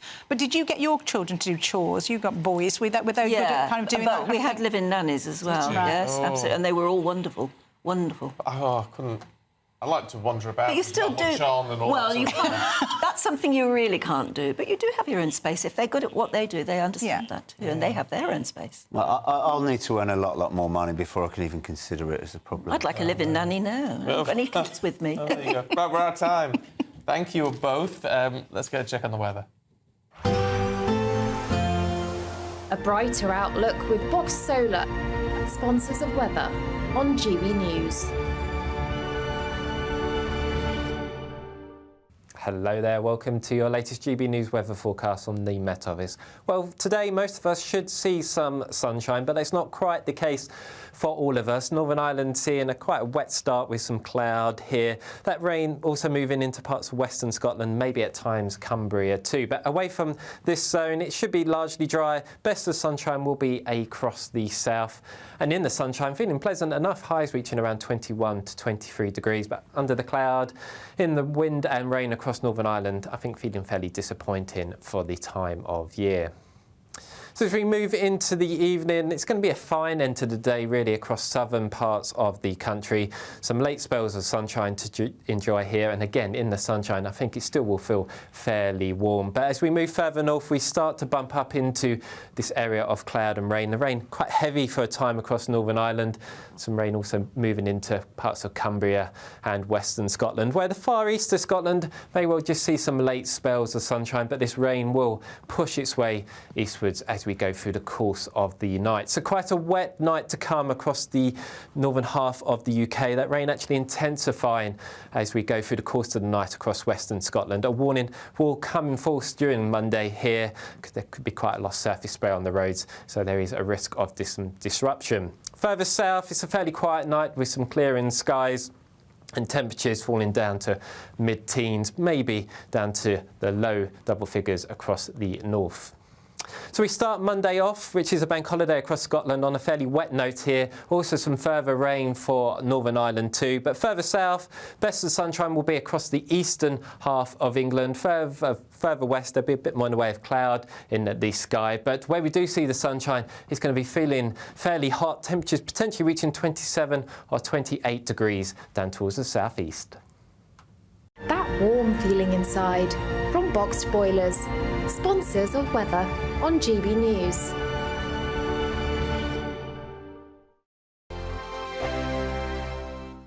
Don't miss out on your chance to win a whopping £30,000 in tax-free cash to spend however you like. It's extra cash that could really make a difference to your coming year. You could find yourself on that holiday you've always wanted to take, buy that treat that always seemed out of reach, or just send some of those day-to-day financial stresses packing. £30,000 could be yours. For another chance to win £30,000 in tax-free cash, text CASH to 63232. Text costs £2 plus one standard network rate message. You can enter online at gbnews.com/win. Entries cost £2. Or post your name and number to GB07 PO Box 8690 Derby DE1 9TT. UK only. Entrance must be 18 or over. Lines close at 5 p.m. on the 30th of August. Please check the closing time if listening or watching on demand. Good luck. Join me, Neil Oliver, every Sunday night at 6 p.m. on GB News. And if an hour is not nearly enough for you, go to gbnews.com for special extended episodes online every Friday at 9 p.m, where we can truly get into the nitty-gritty of what's going on. GB News, Britain's news channel.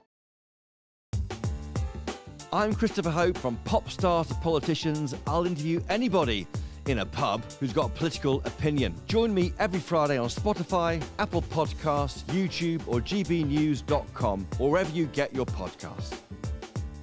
This is GB News, the People's Channel. If you want your news to be straight talking... This is a nightmare for the Conservatives again. Down to earth. It's not just Nottingham where this is happening, is it? And most importantly, honest. Hard-working, middle-class taxpayers, they'll get their book thrown at them. Then catch me, Martin Daubney, Monday to Friday, 3 till 6 p.m. on GB News, Britain's news channel. Welcome to State of the Nation, daily plunge into the stories shaping our country. I'm Jacob Rees-Mogg, and Monday to Thursday we bring you the insights, the facts, the truth about how our country is being governed. Because what happens in Downing Street matters down your street. Tune in to State of the Nation every Monday to Thursday, 8 to 9 o'clock. Only on GB News, the People's Channel, Britain's news channel. Good afternoon, Britain. Your lunchtime update on the stories that matter across the UK. From breaking news and insightful analysis, inspiring stories and lively debates. You're comparing yourself to a former Prime Minister. Which is it? Stay informed, stay updated, stay entertained. I just don't know how anyone would not want to be there. Every weekday from midday. We are Good Afternoon Britain, only on GB News. Britain's news channel.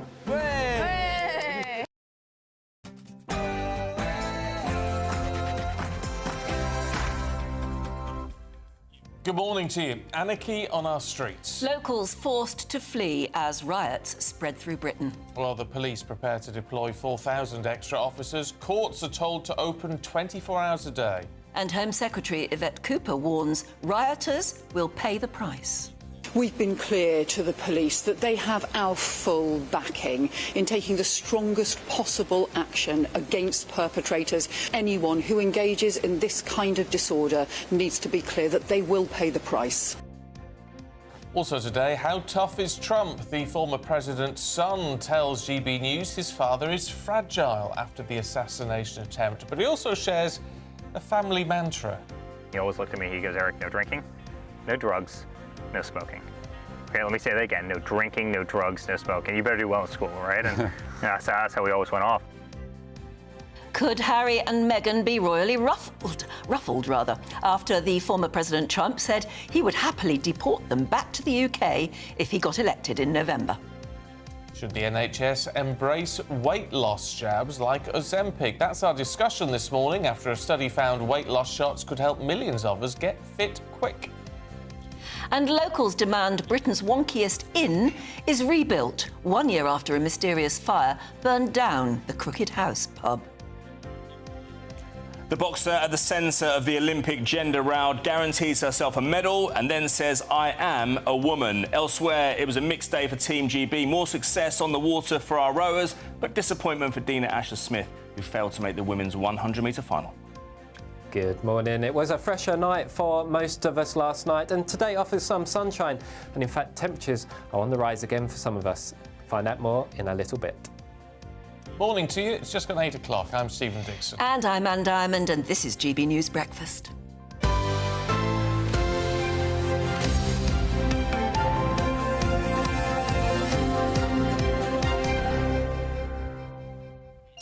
Well, there's lots to be cracking on with today, actually, on what has been going on in the UK overnight. I wonder if I can find it. I wanted to start off with a view, actually. Because, I found a good one as well. I wonder if you blanked off. It was from... landed on the same one. 72-year-old. Yes. Oh, there you go. You've got it, Richard.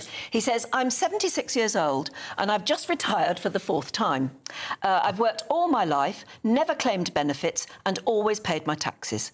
I clean the street in front of my house and I love our country. I have never been overtly political, although I have always supported conservative principles. I'm not far right or anything like that, but I am unhappy about the way our political masters have allowed uncontrolled immigration over the last 20 years. I do believe it's been deliberate in order to keep wages low and fill jobs cheaply without the need for training.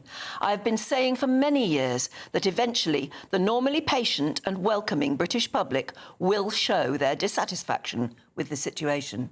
Well, you see, I think that is exactly right, Richard, and that's how it did. Whatever violence erupts, and there's been violence, and that cannot be seen as a good thing, of course it can't. But it is the general feeling that Richard put so perfectly you do put it there, well. Which needs to be addressed in all of this. There's such a feeling of frustration, isn't there, I think? Can't be ignored. And clearly Richard, is a reasonable, sensible, normal fella who's just had enough of it now. And actually sort of resents, you can hear the fact that his views are being considered far right and dismissed with one brushstroke. It's not that simple, is it? No, it really isn't. And that needs to be addressed politically as we look at what is going on, because, it's not in any way to condone what has been going on in terms of the violence, but in terms of protests, and there are a lot of peaceful protests around all of this with a fringe of people who are causing problem and attacking the police. That's got to be acknowledged. But, of course, we have seen violence in Hull, Liverpool, Bristol, Manchester, Blackpool, Portsmouth. Belfast. All Portsmouth. over. Stoke.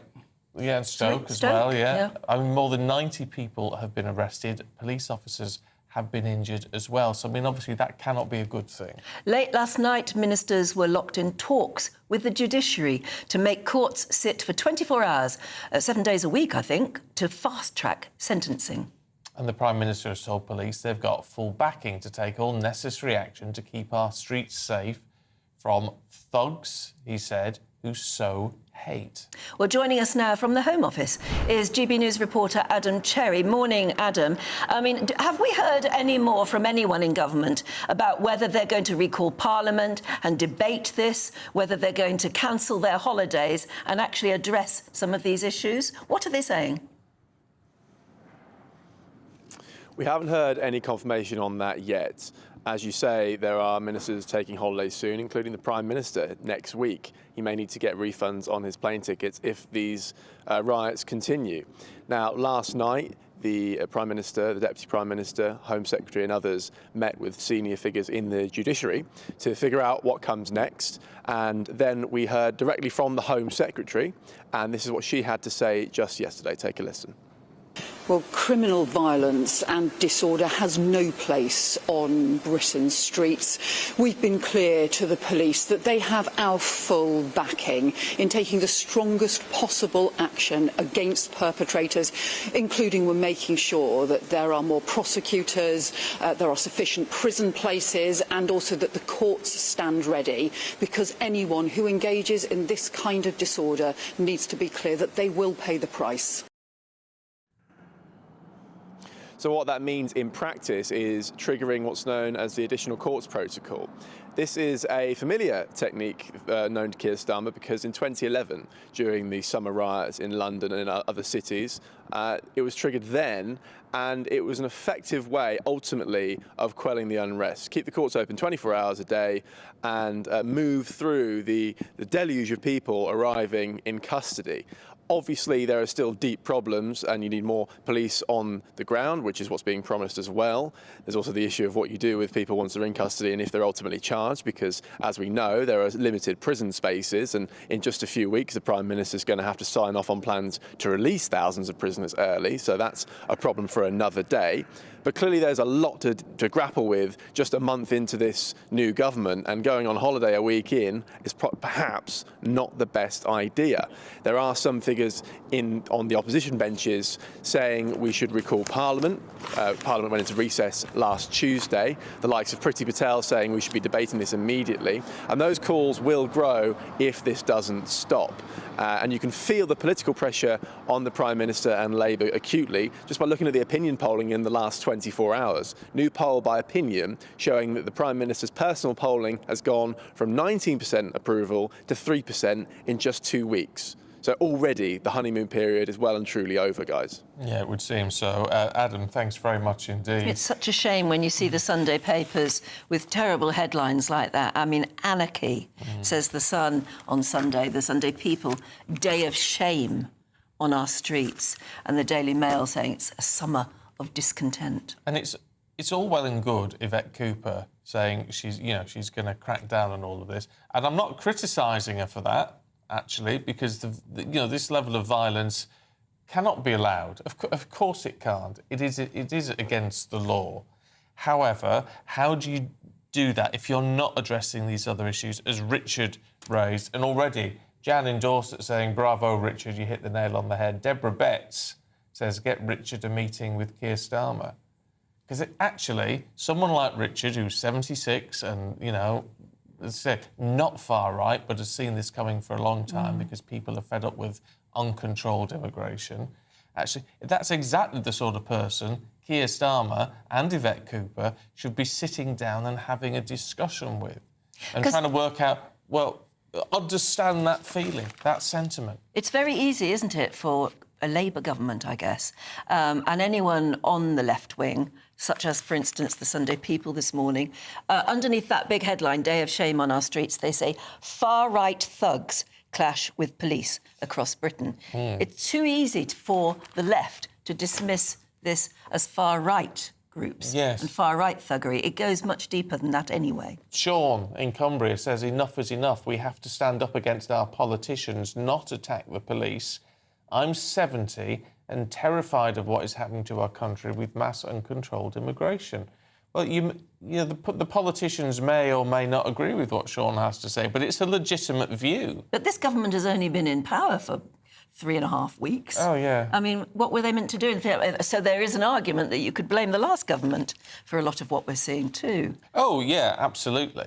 Which is why we need a fair debate in the Commons about this. Yeah. I'd like to hear Yes. what people have to say. I mean, absolutely. This isn't the Labour government's fault, but they're the ones who have to deal with it now, and they've got to make sure they deal with it in the right way. Someone else has said the message from Richard is exactly what the British the British public are feeling, and it is not far right. So. Well said, Richard, anyway. That really did put it very neatly. Oh, interesting one. Kirsty says, call a normal person far right enough and they will end up being far right. That's an interesting point, I think, because the more you try and suppress what a lot of people are feeling... The more people will kick back against it. Yeah. Yeah. That's what you don't want. No, that's why we've got to talk about You want it. level-headed argument, don't you, really? Anyway, there you go. Good points well made all round there. Now, let's head to America. Eric Trump has said the country and Donald Trump, his father, would happily send Harry and Meghan back to the UK. It comes as a couple are set to speak, well, they've already done the interview, I think, with CBS on their Sunday morning show, 3 years on from that interview with Oprah Winfrey. Yes, so in an interview with GB News' Ben Leo, this is what Eric Trump had to say. What I can tell you is my father had so much respect for the Queen, as did I. My mom knew so many of them for years. I think you probably know that. Had a great relationship with Diana and everyone else. And, you know, that's a very sacred kind of institution. And you can happily have those two back. We'll happily send them back from America. You can have them back over here. But I'm not sure if you guys want them any more than we might not want them anymore. They feel like they're on a little bit of an island of their own. But listen, you can always have bad actors in anything. You can always have, you know, spoiled apples and in every orchard. But the institution of the royal family is beautiful. And it's something that's really actually admired by a lot of Americans, and I think that should be protected. And Fascinating, he puts it that way. Bad apples in the orchard. There will always be one or two. Well, we're joined now by royal reporter Richard Palmer. What did you think of that, Richard? Eric Trump, which is obviously reflecting the way the Trumps talk about Harry and Meghan, calling them just, you know, bad apples in the orchard. Well, that was fascinating, and it's you know, a potential problem for Harry and Meghan. I think if Donald Trump gets back in, if you believe his rhetoric, he could make life quite difficult for the Duke and Duchess of Sussex. I mean, we know that there's been a group trying to get information about process that allowed Harry to come and live in America. So one can only imagine that that if Trump gets in, that they've got problems. What is the issue with them, do we think? I mean, if they sort of kept quiet and just got on with their life, there wouldn't be a problem. Did they actively want to be loved by a public, whether it's in the UK, which is now unlikely, or in the United States, which seemed more of a possibility? Well, I think part of the issue for them now is that they've become totems for the culture that is going on the Atlantic. And I think in the US, we've seen growing evidence that there is a political divide and that people on the right of US politics are not fans of the couple. So, yeah, where they go from here is interesting. I mean, they're as you mentioned, they're launching this new parents network dealing with the issue of children who are become victims of cyberbullying, online bullying, and unfortunately, in some cases, have taken their own lives.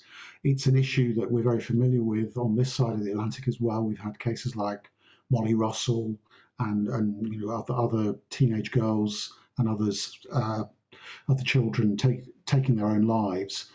So it's something that the Prince and Princess of Wales have also been involved in. I can remember them meeting Molly Russell's dad, for example. Richard, I'm sorry to interrupt, but we're having trouble hearing you, I'm afraid. So we'll cut away from you for the moment. Thank you very much for joining us. We need to get your microphone sorted out somehow. I think a lot of people we interview who are probably doing a conversation on the laptop. Not all microphones on laptops are particularly good, are they? No, they're not. They're not. You need to check it. You need to check it out. I remember when I was doing lots of interviews from home during lockdown, that was pointed out to me that the microphone on my laptop wasn't particularly good. You have to buy a separate one. Yeah. Sometimes it's the way forward. So sorry, Richard, about that. We only made out every third word, I think, there. Yes. It should be quite nice with Harry and Meghan. Well, yes, I mean, you know... Maybe they'll move to Colombia, because that's where they're doing that little tour. I'm astonished they're going to Colombia when they say that Britain isn't safe for them to come as a family, that he and Meghan are going to Colombia next. What do they hope to achieve by doing these? They're almost pretending to be royal visits, aren't they? But... I just wish, you know, despite what people say, I don't wish them any ill at all. I just wish they would quietly get on with their own lives. They've got millions in the bank now. Just quietly get on with your own life. Have a lovely time. Have more children if you want them. If Meghan wants to go back to acting, why not? You know, that's what she wants to do. That's what you want to do. Just get on with it. We just don't need to hear this constant stuff, really. Don't Certainly care no anymore. more family knocking, please. No. I doubt they'll do that again. They're not just your family, they're our royal family as well. Nicely put, yes, I agree. Right, let's look at some of the other stories coming to the newsroom at 8:16. Well, tensions are rising in the Middle East as Hezbollah say they've launched dozens of rockets into Israel from Lebanon. And that comes as the US and UK, amongst other countries, have urged their citizens to leave Lebanon as fear of a full-scale war with Israel grow following the assassination of Hamas's political leader in Tehran. Ukraine claims to have attacked and destroyed a Russian sub while it was anchored at a port in the occupied Crimean Peninsula. The Rostov-on-Don submarine was attacked and sunk in Sevastopol, the largest city in Crimea. Ukraine also launched a series of drone attacks on Russia. But it was another strong day for Team GB at the Olympics, adding 6 more medals, including a gold, to take our medal haul to 33. The final night of swimming takes place today, and attention will then turn to track and field.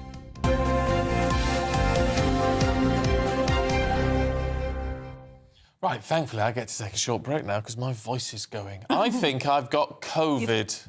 Oh, thank you for that. I do. I'm sort of determined to have COVID because loads of people I know have got COVID, COVID's and I've never had it, as far as I know. Have you never ever? No. Oh. So I sort of think maybe it's my turn. First time I had it was over Christmas, so that was after but it wasn't. My mum's bad. been really, really unwell the last couple of. We need to spend days in bed, and that's probably been COVID. Yeah, I think you have to take it seriously. You have to relax and. So I just fancy... So basically, have duvet days. I just want an excuse to have 2 days in bed. Well, you That's could my have excuse. 2 days in bed anyway. No, I get told off at home. Well, I would get told off and told to get out of bed and walk the dog, when really I just fancy 2 days lounging in bed. Everybody deserves duvet days. You're just lazy. And it's nice at the moment because you can just switch on the Olympics and watch other people expend all their energy doing amazing things, and you're just curled up on the sofa or in bed watching them. That's a very, very good idea. Makes you feel anyway, good. Is today the sort of day you want to spend in bed? It might be. Is there going to be any rain? Is Craig? A brighter outlook with Box Solar, sponsors of weather on GB News. Hello there, welcome to your latest GB News weather forecast on the Met Office. Well, today most of us should see some sunshine, but it's not quite the case for all of us. Northern Ireland seeing quite a wet start with some cloud here. That rain also moving into parts of western Scotland, maybe at times Cumbria too. But away from this zone, it should be largely dry. Best of sunshine will be across the south. And in the sunshine, feeling pleasant enough, highs reaching around 21 to 23 degrees. But under the cloud, in the wind and rain across Northern Ireland, I think feeling fairly disappointing for the time of year. So as we move into the evening, it's going to be a fine end to the day, really, across southern parts of the country. Some late spells of sunshine to enjoy here. And again, in the sunshine, I think it still will feel fairly warm. But as we move further north, we start to bump up into this area of cloud and rain. The rain quite heavy for a time across Northern Ireland. Some rain also moving into parts of Cumbria and western Scotland, where the far east of Scotland may well just see some late spells of sunshine, but this rain will push its way eastwards as we go through the course of the night. So quite a wet night to come across the northern half of the UK. That rain actually intensifying as we go through the course of the night across western Scotland. A warning will come in force during Monday here because there could be quite a lot of surface spray on the roads, so there is a risk of some disruption. Further south, it's a fairly quiet night with some clearing skies and temperatures falling down to mid-teens, maybe down to the low double figures across the north. So we start Monday off, which is a bank holiday across Scotland, on a fairly wet note here. Also some further rain for Northern Ireland too. But further south, best of sunshine will be across the eastern half of England. Further west, there'll be a bit more in the way of cloud in the sky. But where we do see the sunshine, it's going to be feeling fairly hot. Temperatures potentially reaching 27 or 28 degrees down towards the southeast. That warm feeling inside from Boxed Boilers, sponsors of weather on GB News. What would you do with £30,000 to spend this summer? I've decided I know what I would do with some of it. Buy a dog pool. A dog pool? Because the dog loves swimming. Oh, yeah, buy a pool for the dog. No, but, but how do you... Because it's like, we can't buy a paddling pool for the dog. No, get one of those overground big pools that you can swim in. Well, that's it, then. Yeah. But it's not for the dog. For the dog loves it. Who's the most important person in your household? The dog. The dog. I knew it would happen. Yeah, but you see, we can't buy just an inflatable pool for the dog because he'd pop it. No, he would. Yeah, no, you've got to buy a proper big deal pool. I was just thinking that same thing. 30 grand, put in a pool. An in-ground pool if you could, an overground pool if you can't. Yeah, oh, well, that's what we'd do. Anyway, if you want £30,000... A sliding floor. Oh, that would look, in the winter, just like a patio. Oh, that's But then nice. you press a button and it probably would cost more than 30 grand, wouldn't I should it? think so, yeah. But I could make a start. Well, anyway, what would you do with £30,000? The good news is you could actually win it. We are not allowed to. No. In our Great British giveaway. If you want to take part, if you want to know if you could win, here's how you do it. Don't miss out on your chance to win a whopping £30,000 in tax-free cash to spend however you like. It's extra cash that could really make a difference to your coming year. You could find yourself on that holiday you've always wanted to take, buy that treat that always seemed out of reach, or just send some of those day-to-day financial stresses packing. £30,000 could be yours. For another chance to win £30,000 in tax-free cash, text CASH to 63232.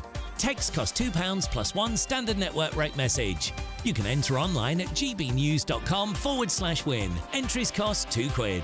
Or post your name and number to GB07, PO Box 8690, Derby DE1 9TT.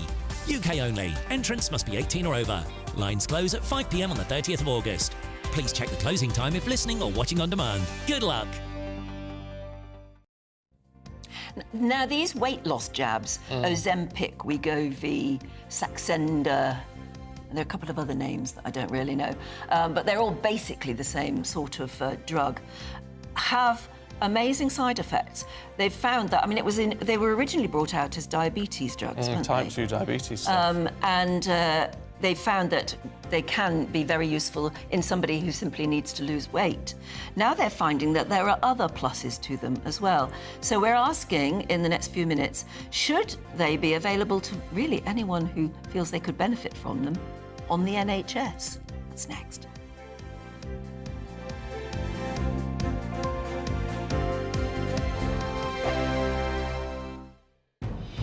Good afternoon, Britain. Weekdays from midday. Now, time for the best part of the show, our Greatest Britain, where we share amazing people who do amazing things. And this week, that is Dr. Leo Cheng and the Reverend Hilary Cheng. Well, Dr. Chen, regularly serves as a volunteer surgeon aboard the Mercy ships in West Africa and has recently served his 17th mission aboard the ships. He volunteers with his wife, Reverend Hilary Cheng, a Methodist minister in the UK. Thank you for joining us, and what a privilege. So just briefly explain, what are Mercy ships?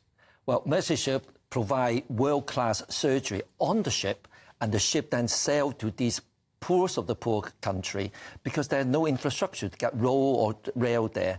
And we offer free surgery and also education, training of medical staff, and partner with the local or the host nation to build up their surgical and anaesthetic services. So how long have you been travelling West Africa? You go on all these different ships, different ports, and you treat the needy and the vulnerable. How long have you both been doing this? 20 years. 20 years? Just over 20 years. And you take the time to do this out of your own holiday from work. Why do you do it? Well, because I'm indebted to the education in this country with all the qualification I get. And NHS is great. I love the NHS because without NHS, we see cases that we see in the low-income country.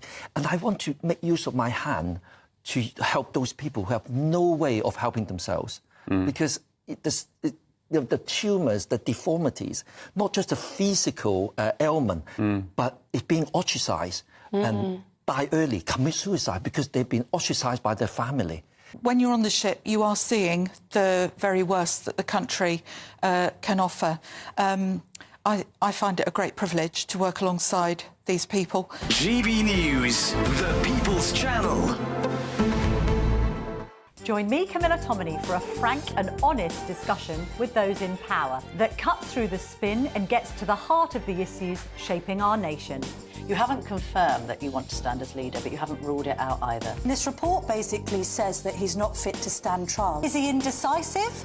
Incompetent? I deliver the dose of reality Westminster needs. That's the Camila Tomy Show at 9:30 every Sunday on GB News, the People's Channel, Britain's news channel.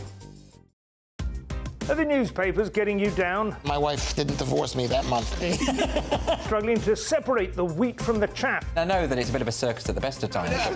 Well, don't worry. Headliners has got you covered. We'll take the burden of reading the day's news, and if we get depressed, who cares? It's an occupational hazard, frankly. That's Headliners on GB News from 11 p.m. till midnight, and the following morning, 5 till 6 a.m. on GB News, the comedy channel. Nah, just kidding. Britain's news channel.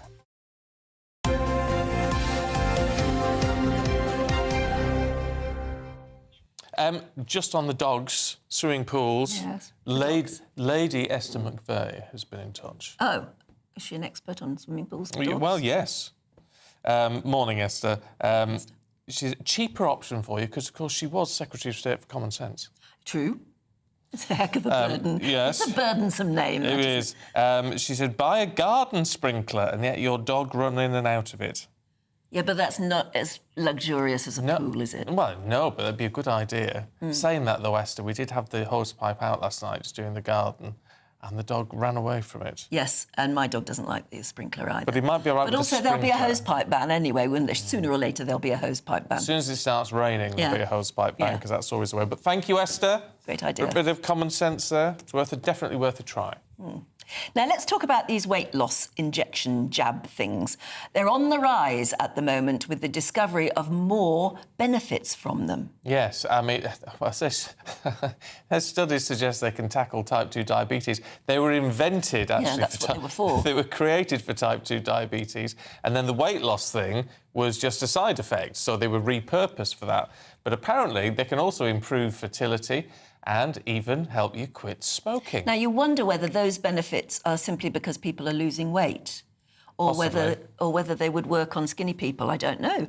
We're joined now by neurologist Dr. Mike Barnes and emotion and disordered eating specialist Marcel Rose, who will both have opinions on this. We don't have Mike at the moment. We hope Mike will join us in a couple of moments. So is Marcel there, I wonder? This is fascinating, isn't it, Marcel?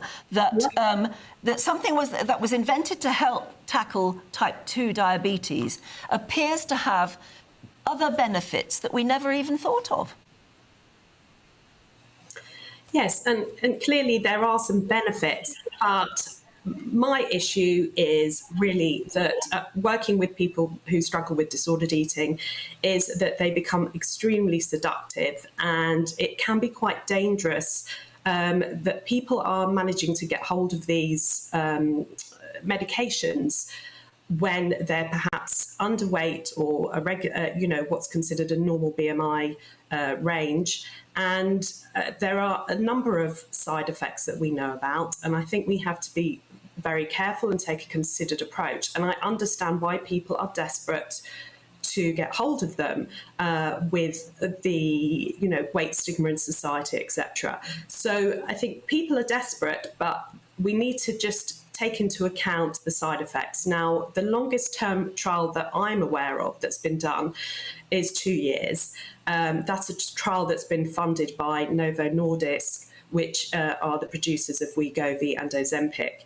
And in this trial, even in this trial, we know that 96% of participants experienced some kind of adverse event.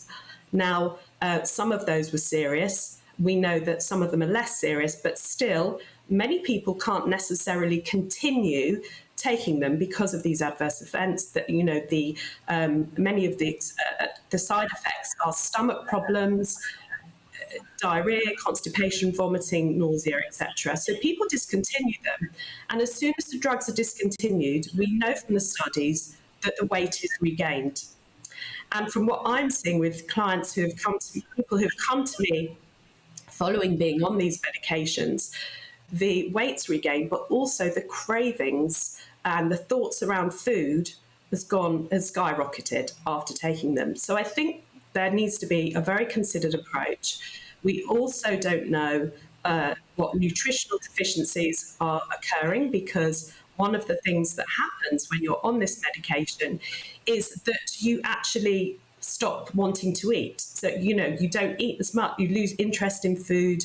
So people are eating less, but we don't know if they're necessarily changing what they're eating and putting in, the nutrients that they need. So there's not much follow-up going on. And, it is a concern.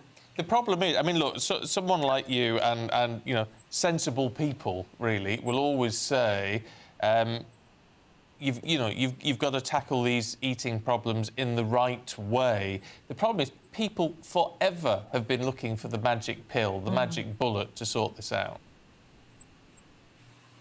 Absolutely. And I understand why. There's a lot of pressure in society for people to lose weight, to feel like they're good enough, to feel like they're worthy enough, to feel like that they're doing the right thing. And we know that essentially that, there's so much pressure that people will be seduced into taking these drugs, and not necessarily some people, and many people that sadly that I work with, will do anything to lose weight, no matter the side effects or potential side effects that may be. We've got Mike Barnes now. I hope you can hear us, Mike. I hope we can hear you. What is the drug inside these injection pens, and what does it do to your brain that turns you off food, and in some cases we hear turns you off alcohol? Smoking even. Yeah, well, the drug's called semaglutide. It works through a hormone that we naturally produce called GLP-1. That's a hormone that's released when we eat food, and the main job of that hormone is to produce insulin, which in turn reduces sugar, and that's how it works to control diabetes. But we know this hormone GLP-1 is also in the brain, and what it seems to do in the brain is damp down the reward centers of the brain. So you might want less food, you might want less alcohol, less tobacco, perhaps. That seems to be how it works. We're not absolutely sure how it works, to be honest, but it definitely works in animal models. But we need, as the last speaker said, we need much more proper human evidence. But it seems to work in the brain, as I say, by damping down the reward circuits. So it doesn't stop you wanting, say, tobacco or alcohol or food, but it makes you full or sufficient earlier, so you take less. That seems to be how it works. Now, there even seem to be reports that taking this particular drug can improve your fertility. It can even ward off dementia. Would that be because what you're doing is losing weight? and that would be the side effect? Or does it have a special ingredient that actually may achieve what looks like miracle results? Yes, you're right. I don't think it's got not any other component to it. Why it might help fertility, why we know for pretty well certain that it reduces cardiovascular risk, that's mortality from heart attack and stroke, frankly isn't entirely clear. It may be because it controls those who've got diabetes, and we know it works really well in those with heart conditions who have diabetes, but it seems to work well in those who haven't got diabetes, and that mechanism of action, to cut a long story short, is frankly just not known. Yeah, I mean, Marcel, this is the issue, isn't it, with a lot of this? A lot of people are rubbing their hands, but actually, we don't know enough about it, do we? No, we don't. I mean, as far as I'm aware, as I mentioned, the Step 5 trial, which is a 2 trial on this medication, is the longest term trial that we have. We don't know the long-term effects, and that is concerning.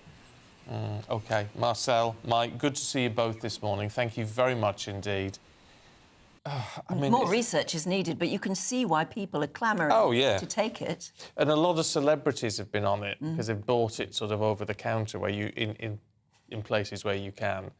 You can't buy it over the counter. I think you can only buy it online. Well, yes, yes. And you get one of those sort of pretend consultations with a doctor and things like that. I mean, I know several people are on it. Do you? Have they had side effects? Only losing weight. Yeah. Oh, really? They have lost weight? But they say they complain of feeling sick all the time. Oh. But that may well be because they're not taking it under the direct care of a doctor who would probably start you on it very, very low level and build up. Whereas people who buy the stuff because it is so expensive, you buy it online, you probably overdo it. Probably. But we need to know more about it, because if it is going to cure a lot of our society's ills at the moment, then good for it, but we need to know more. I can see the temptation of it. I mean, we'd all be tempted. But that's the problem. So you then get... I know there are reports of people who really are quite slim taking it to lose even more weight and all that. Yes, there are people who will always overdo it, aren't there? So, I'd say, you've got to be careful with these things. Anyway, no doubt more studies will come. We've got the sport with Aidan for you, the latest on our Olympic haul in a couple of minutes. Join me, Camila Tomy, for a frank and honest discussion with those in power that cuts through the spin and gets to the heart of the issues shaping our nation. You haven't confirmed that you want to stand as leader, but you haven't ruled it out either. This report basically says that he's not fit to stand trial. Is he indecisive? Incompetent? I deliver the dose of reality Westminster needs. That's the Camila Tomy Show at 9:30 every Sunday on GB News, the People's Channel, Britain's news channel. Hi there, I'm Michelle Dewberry, and I'm going to take a second to tell you all about my show, Dubes & Co. We start off with the issues of the day. We then bring in both sides of the arguments. We get rid of the disrespect. And then you throw me into the mix. And trust me, I'll tell it exactly how it is. And then, of course, the magic ingredient, you at home. We mix it all together, and what have we got? In my opinion, the best debate show in town. Monday to Friday, 6 till 7 on GB News, Britain's news channel. Join me, Neil Oliver, every Sunday night at 6 p.m. on GB News. And if an hour is not nearly enough for you, go to gbnews.com for special extended episodes online every Friday at 9 p.m, where we can truly get into the nitty-gritty of what's going on. GB News, Britain's news channel. Sunday nights on GB News. From 6, Neil Oliver. At 7, it's Free Speech Nation with Andrew Doyle. At 9, Mark Dolan. And at 11, get set for the week ahead with headliners. Tomorrow's papers tonight. GB News, the People's Channel, Britain's news channel. We're proud to be GB News, the People's Channel, and as you know, we always love to hear your views. Now, there's a new way of getting in touch with us at gbnews.com/your-say. By commenting, you can be part of a live conversation and join our GB News community. You can even talk to me, Bev Turner, or any of the members of the GB News family. I'm Patrick Christie's. Every weeknight from 9, I bring you 2 hours of unmissable, explosive debate and headline-grabbing interviews. What impact has that had? We got death threats and the bomb threat and so on. As time passes, She could have saved Storm. you made my argument for me. My guests and I tackle the issues that really matter, with a sharp take on every story. Went everywhere. Something practical could be done. I can become something different. Patrick Christie's tonight from 9 p.m. only on GB News, Britain's news channel. Hi there, I'm Michelle Dewberry, and I'm going to take a second to tell you all about my show, Jubes & Co. We start off with the issues of the day. We then bring in both sides of the arguments. We get rid of the disrespect. And then you throw me into the mix. And trust me, I'll tell it exactly how it is. And then, of course, the magic ingredient, you at home. We mix it all together, and what have we got? In my opinion, the best debate show in town. Monday to Friday, 6 till 7 on GB News, Britain's news channel.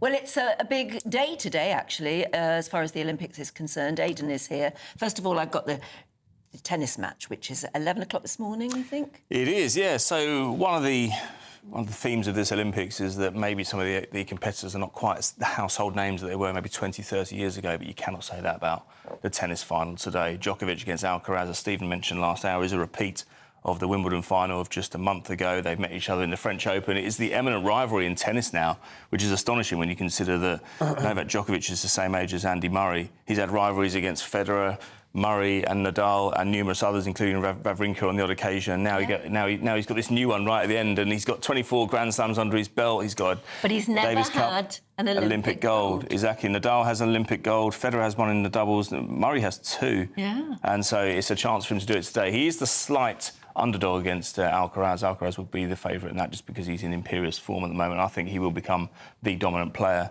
over the next 5, 10 years. Because Djokovic has lost quite a few sets in this round. He has, and he's been, as you mentioned yesterday, his temperament hasn't exactly been perfect. But it's good to see. I mean, you can debate the whys and wherefores of whether tennis should be in the Olympics or not. But I think, and this is one, we mentioned it with Stephen yesterday. He said to me, do the top names turn up for tennis? They tend to. Djokovic actually said yesterday that this would be the biggest achievement of his career if he could do this, which is interesting because that's what Andy Murray said. Exactly. Yeah. And I think if you're in any sport, you want, no matter what you're doing, if you're a professional sports person, you want a gold medal around your neck, don't you? Of course you do. Yeah. With the prestige of everything, that's what he's going to say on his business card tomorrow. Olympic gold medalist if he wins. He's never had an Olympic gold. No. And I'll tell you who'd never had one until yesterday. St Lucia. Oh, incredible. Never had any medal at all. No medal. I mean, an island of, I think it's 88,000, might be 66. I need to check that. I have been there before. I didn't count everybody when I was there. No, me either. But what an achievement. A bit of an upset as well. Julian Alfred, she clocked, what was it? Let me just have a look what her time was. I've got it here somewhere, 10.72 seconds, and she beat Sakari Richardson into second place, which is an outstanding achievement because she was the overwhelming favourite. And Dina Asher-Smith didn't make it into the final. Big disappointment for her. She was expected to get through. Just didn't run quick enough. It wasn't even a strong field. She finished 5th. And we had Daryl Nita as well, the GB woman who finished 4th, missed out on a bronze by 400th of a second, but still a very good performance. She wasn't expected to perform that well, and disappointment on the track as well for Jeremiah Azu. He was in the men's 100-metre heats. A good hope as well for a medal. Certainly getting to the final, and in the heats he was disqualified for a full start because he said the noise of the gun was drowned out by the noise of the competition on the field. So he made a full start. He did, and he appealed it and got disqualified. And it's in amongst everything that's going on, everything else is going on, and there's loads of events that happen concurrently, aren't there? But that's somebody who's trained for this for 4 years. And imagine going out on those terms. But the big one, I mean, it's always seen as very prestigious, is the men's 100-metre final. Yes, we've got the semi-final. So we had some heats yesterday, as you mentioned, with Azu, and we've got the semi-finals today. So we're watching out keenly for Louis Hinchcliffe, who's coached by Carl Lewis, and Jarnell Hughes, who's been developing over the last few years, performed quite well at the Commonwealth Games. And we're hoping he might at least get to the final tonight. So what's our medal haul now? Where are we in the table? I think we can have a look at the table. We've got something like 30 because we've got shooting and equestrianism to come today. So 5th in the table. I think if Britain can finish around about there, and I think we might end up with about between 50 and 60 medals. Still plenty to go. We're only day 8 today, so we could still get. We've got more medals than Australia, but we have, yeah. I think the golds are weighted slightly. I think there's a point system in play, which is fair. Yeah, which is fair. Gold has to be worth more than a silver and a bronze, doesn't it? We'll get a few more golds. I think so. As well. Once we start the field and track. But it's throwing up stories. Yes. No, it doesn't. It shows that sport. You don't need to have big names to throw up stories, and that's what we're seeing. Yeah, brilliant stuff. Aidan, thank you very much indeed. To see you both this weekend. Yeah, and you. Back in a moment with the papers.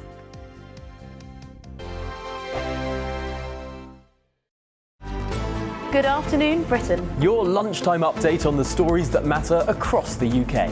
From breaking news and insightful analysis, inspiring stories and lively debates. You're comparing yourself to a former Prime Minister. Which is it? Stay informed, stay updated, stay entertained. I just don't know how anyone would not want to be there. Every weekday from midday. We are Good Afternoon Britain, only on GB News. Britain's news channel. This is GB News, Britain's news channel. I'm joined now by Stefan Kyriasis to give us the latest on everything theatre. So, yeah, we're going in first with Starlight Express, which is back. It's not in the West End. It's out at Wembley at the Troubadour Theatre, which is a big, almost kind of warehouse space, which suits because, as you know, have you seen the show? Starlight Express was my first ever musical. I must have been about 7 or 8 years old. I only saw it once, but I remember it being magical. Well, this one, it's 1984 it started, and it's still running in Bochum in Germany in a huge arena. So basically what we've got, they've slightly tweaked it, and there's a little boy or little girl, depending on the cast, going to bed, obsessed with toy trains and dreaming of trains. Everybody is dressed up. To me, it looks like a cross between Tron and Priscilla, Queen of the Desert. I don't really think any of them look remotely like a train, but hey, the songs are Andrew Lloyd Webber. It's pop mixed with kind of cod 1950s rock and roll, some power ballads. The lyrics are politely like something out of an old speak and spell machine or something, you know. He's a steam train, they're out of date, he's being bullied by the diesel and the electric, and he falls for this carriage, the first-class carriage, new girl Pearl, and he wants to impress her, so he enters a race, and that's pretty much it. And when the races happen, all these barriers come up around where we're sitting, the lights are flashing, the music's thumping. It's utterly ridiculous, and I felt like a kind of teenager that was huffing sherbet dib-dabs off a giant block of sugar. It's so much fun, and the really crucial thing about it all is that somehow, in the middle of all of that, I just felt myself getting into the story. And when Pearl and Rusty have their little duet, I was very moved, and there's this big starlight sequence, which is the inspiration, the magical starlight that he's seeking. It's beautiful. GB News, the People's Channel. Join me, Camila Tomy, for a frank and honest discussion with those in power that cuts through the spin and gets to the heart of the issues shaping our nation. You haven't confirmed that you want to stand as leader, but you haven't ruled it out either. This report basically says that he's not fit to stand trial. Is he indecisive? Incompetent? I deliver the dose of reality Westminster needs. That's the Camila Tomy Show at 9:30 every Sunday on GB News, the People's Channel, Britain's news channel.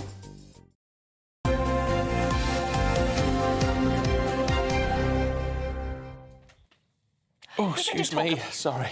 Yes. Yawning. We're keeping you awake, are we? Yes, you are, frankly. Yeah. So I had a very bad night's sleep. See, I told you should take the next 2 days off just as duvet days. Well, I'm going to try. If you're listening at home. It's your fault for getting a big dog that needs walking all the time. Yeah, this is true. Right, so we'll look through the papers. Andy Jones, Susan Holder are here. Good morning to you both. Morning. Andy, let's just have a very quick look at what's going on the front pages. We've talked about it a lot today, of course. Yeah, absolutely. Sunday Times leads with riots torn UK may need courts to sit overnight. This is the response to the the serious violence we saw last night in places across the UK. There's also planned rallies today in Rotherham, Rushmore, Weymouth, Middlesbrough and Lancaster. Social media full of videos, and we can't necessarily comment on the veracity of these social media videos of young men, Asian men being pulled out of cars and beaten up. Also groups of Asian males carrying knives, supposedly in Blackburn. We can't confirm those. But in Liverpool, looters who were there supposedly to talk about the safety of young girls and taking back Britain broke into phone shops and stole phones. Hull, somebody broke into a shoe shop and stole Crocs. And Manchester, somebody turned over a Sainsbury's and caused lots of damage there. One of the more impactful stories comes from David Collins in The Times, reporting from the front line. A female police officer has been beaten up in Liverpool, whilst people saying she deserves it, and how many more kids have to be raped before you listen. So lots and lots of ill feeling. And Priti Patel, whether you agree with her or not, she says, well, why hasn't Parliament been recalled? Yeah, she's absolutely right. We're talking about whether or not the Prime Minister goes on holiday next week. I mean, which he won't. Which he won't. No. But where is Parliament? Yeah. No, I agree. A lot of them very busy on their phones, but not willing to get on their Well, that's it. And the point is that the people we want to get back into Parliament and debate this are MPs. They have constituents. And surely on behalf of their constituents, they should be discussing the real issues. Absolutely. Yeah. Yeah, you're right, Priti. Get it sorted. OK, now, look, let's move on to this story, astonishing story about Jarvis Cocker.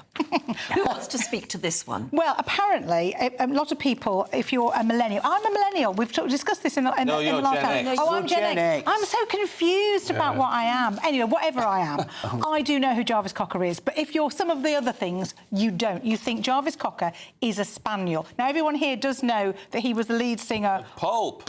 Exactly.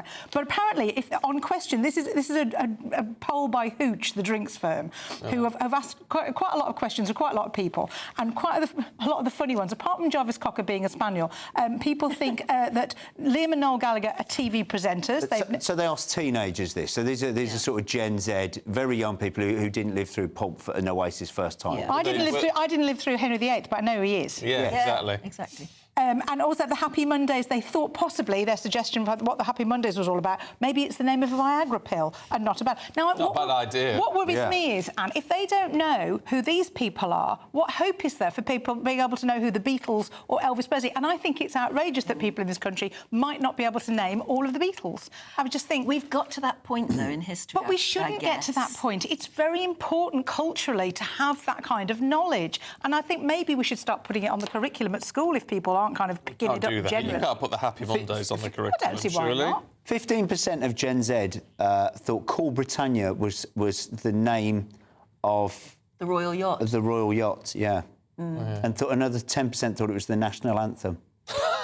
Oh, dear. But you lose an awful lot of kind of knowledge by kind of just going with, well, what especially with music, I think, I'm only into what's around now, when actually everything that's around now is informed by what went before. So you probably should kind of know about that and pick up on that. You don't have to like it all, but just have a working knowledge of that kind of thing. But should we have a working knowledge of what music is around now, then? Well, I don't think there's anything wrong with that. I mean, it's good to know. I think it is. We don't look at the charts and we look at music in the same way as we used to. Most people can't name the number one in the chart, even, whatever age they are nowadays. I don't think it's necessarily whether or not they know about this band or that band. I think that with young people, perhaps speaking broadly, there's a lack of curiosity. Yes. We get very heads down. Yeah. We're very algorithm-led. And much of the riots we see as well are led by an algorithm. You start Googling sort of race attacks in your area, and then you get race attacks around the world. You get race attacks happening in completely different continents. And then you think racism is absolutely everywhere. Or you think far right is absolutely everywhere. Or you think far left is absolutely everywhere.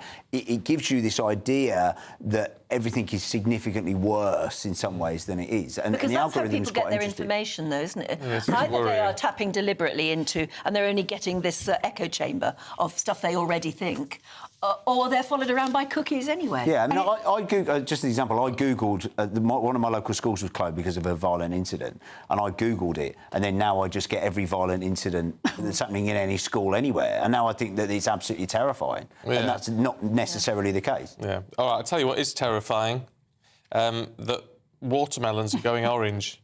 I mean, watermelons should be pink inside. Well, what's going on? Well, yes. Well, apparently there is a new sort that's going. You can only buy it in one brand of supermarket. So they're obviously trying to get people in. If you want an orange watermelon, then Does it taste the same?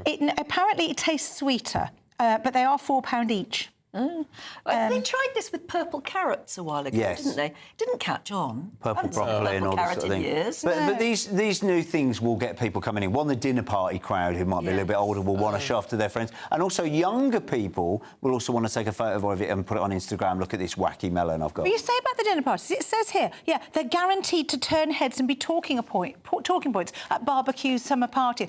If that's your talking point, you need to go to a better party. It's the Instagram thing, isn't it? Everybody has to take... They can't just eat food nowadays. You have to take a picture of it. But you wouldn't stand around talking about the watermelon for long, surely. Oh, I wouldn't have thought. I'd go to another party. You can't go to someone else's house and talk about their melons.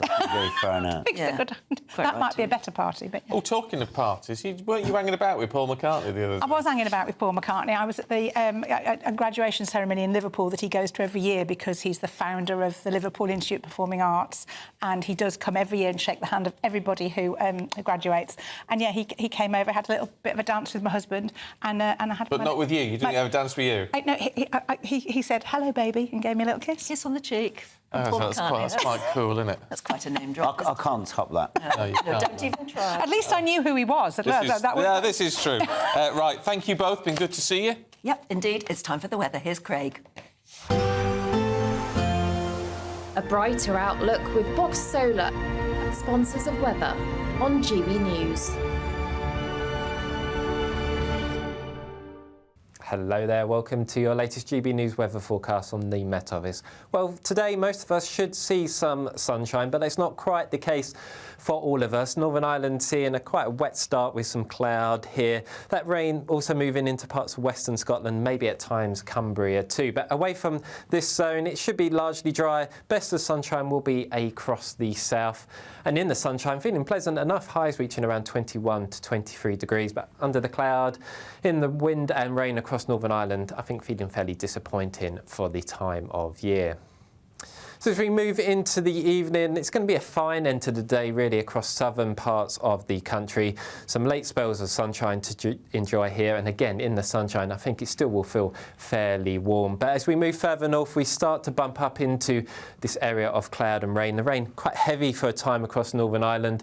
Some rain also moving into parts of Cumbria and western Scotland, where the far east of Scotland may well just see some late spells of sunshine, but this rain will push its way eastwards as we go through the course of the night. So quite a wet night to come across the northern half of the UK. That rain actually intensifying as we go through the course of the night across western Scotland. A warning will come in force during Monday here because there could be quite a lot of surface spray on the roads, so there is a risk of some disruption. Further south, it's a fairly quiet night with some clearing skies and temperatures falling down to mid-teens, maybe down to the low double figures across the north.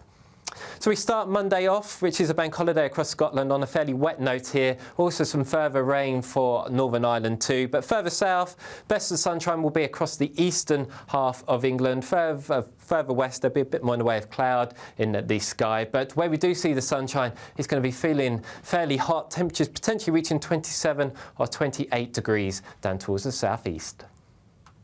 That warm feeling inside from Boxed Boilers, sponsors of weather on GB News. We could be calling you with the news that you've won our latest Great British giveaway. An incredible £30,000 in tax-free cash. David from Kent was our last big winner. Listen to what he had to say about getting that winning call. Hi, I'm David from Kent and I won £15,000 and it couldn't have come at a better time. I was gobsmacked. What have you got to lose for what it costs? In fact, I've done it again this week, so I'd recommend it to anybody. For another chance to win £30,000 in tax-free cash, text cash to 63232. Text costs £2 plus one standard network rate message. You can enter online at gbnews.com/win. Entries cost £2. Or post your name and number to GB07 PO Box 8690 Derby DE1 9TT. UK only. Entrance must be 18 or over. Lines close at 5 p.m. on the 30th of August. Please check the closing time if listening or watching on demand. Good luck. Sir Jacob Rees-Mogg's State of the Nation, Monday to Thursday from 8 p.m. Well, I'm joined now by royal biographer and former royal photographer, Ian Lloyd. Ian, hello, Jacob. Thank you Good for evening. Good evening. Thank you for joining me. This is going to be great, isn't it? The opportunity to go around and see where the King comes onto the balcony from. Really interesting insight to how Buckingham Palace works.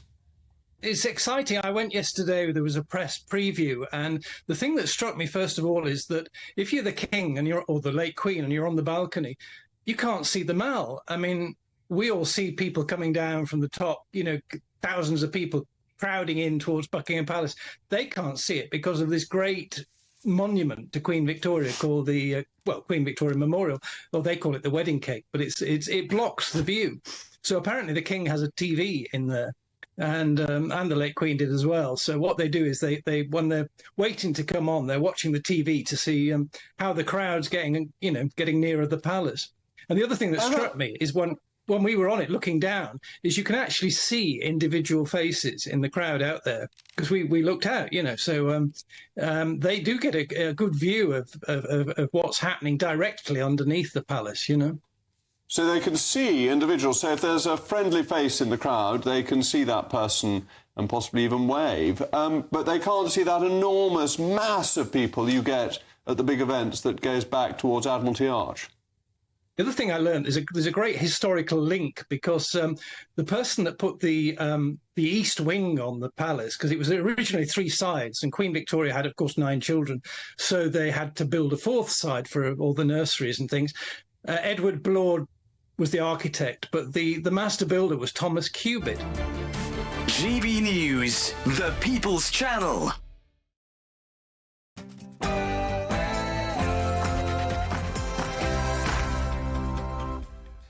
Good morning to you. Anarchy on our streets. Locals forced to flee as riots spread through Britain. Courts are told to open 24 hours a day, as it's confirmed almost 100 people were arrested yesterday. Home Secretary Yvette Cooper warns protesters, or at least violent protesters, will pay the price.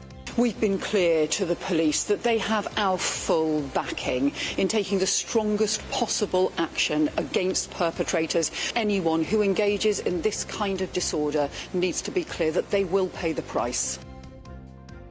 How tough is Trump? The former president's son, Eric, tells GB News his father is fragile after the assassination attempt, but he also shared a family mantra.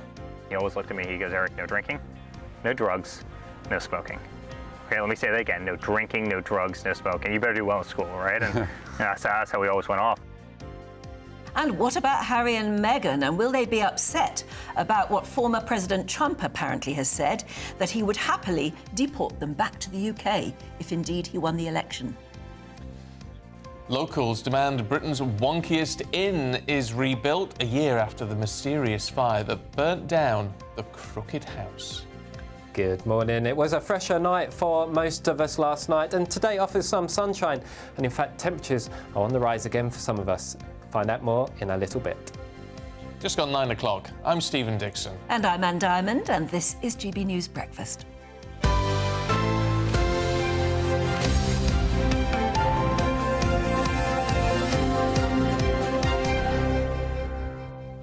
Well, it is a bit of a depressing picture if you pick up the papers this morning. Yeah, it is. Some of the headlines are horrible. Summer of discontent, day that shamed our street, day of shame in our streets, because it was all over.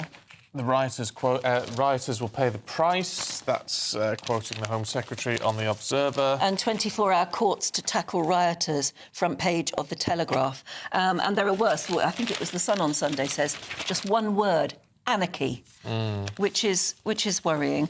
It's interesting, they're talking about something like up to 100 arrests made last night, which when you think of where those riots were... It's not that many, is it? No, I mean, you read some of the accounts. Four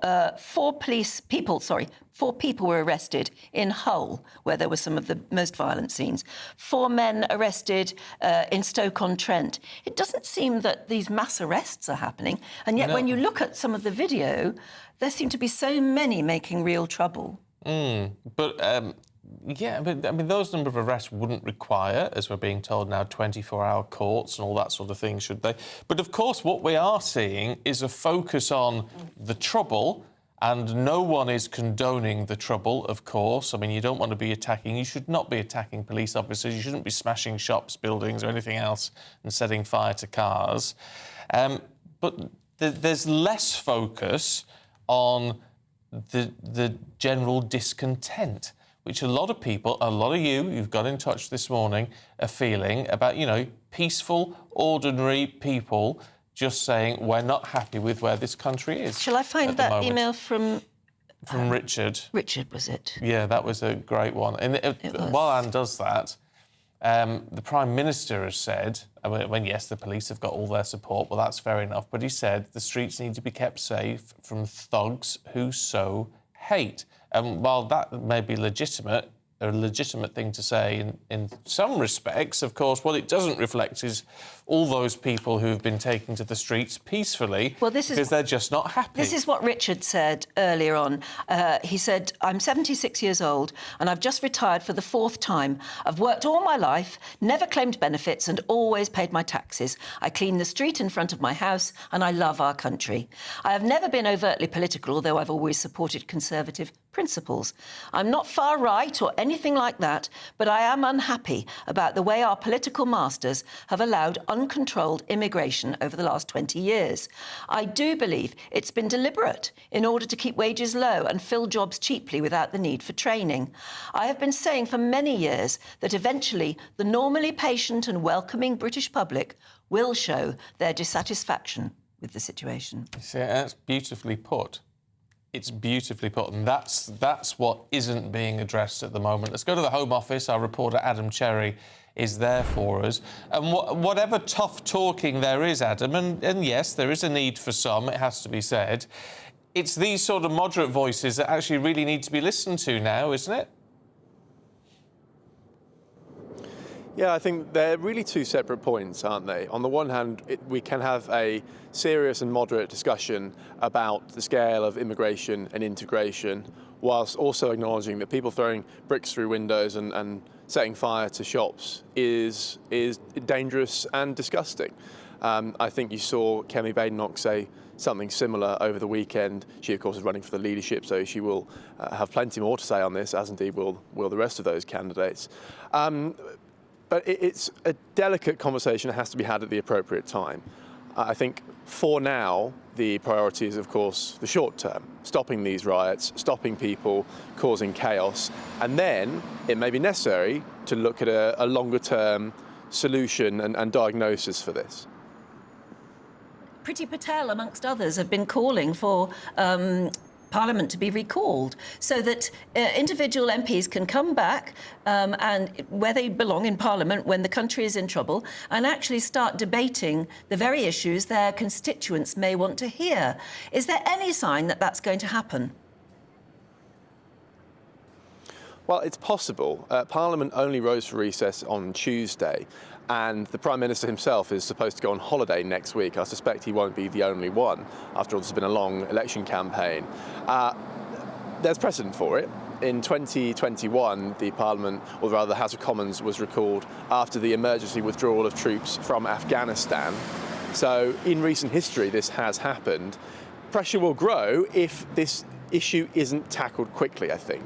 But for now, we're in a bit of a holding pattern over the weekend. We'll just have to wait and see. Not good enough, though, is it? No, it's not. Adam, thanks very much indeed. This is just that someone's tweeted me called Stupid Constable, whether former police officer or not, I don't know.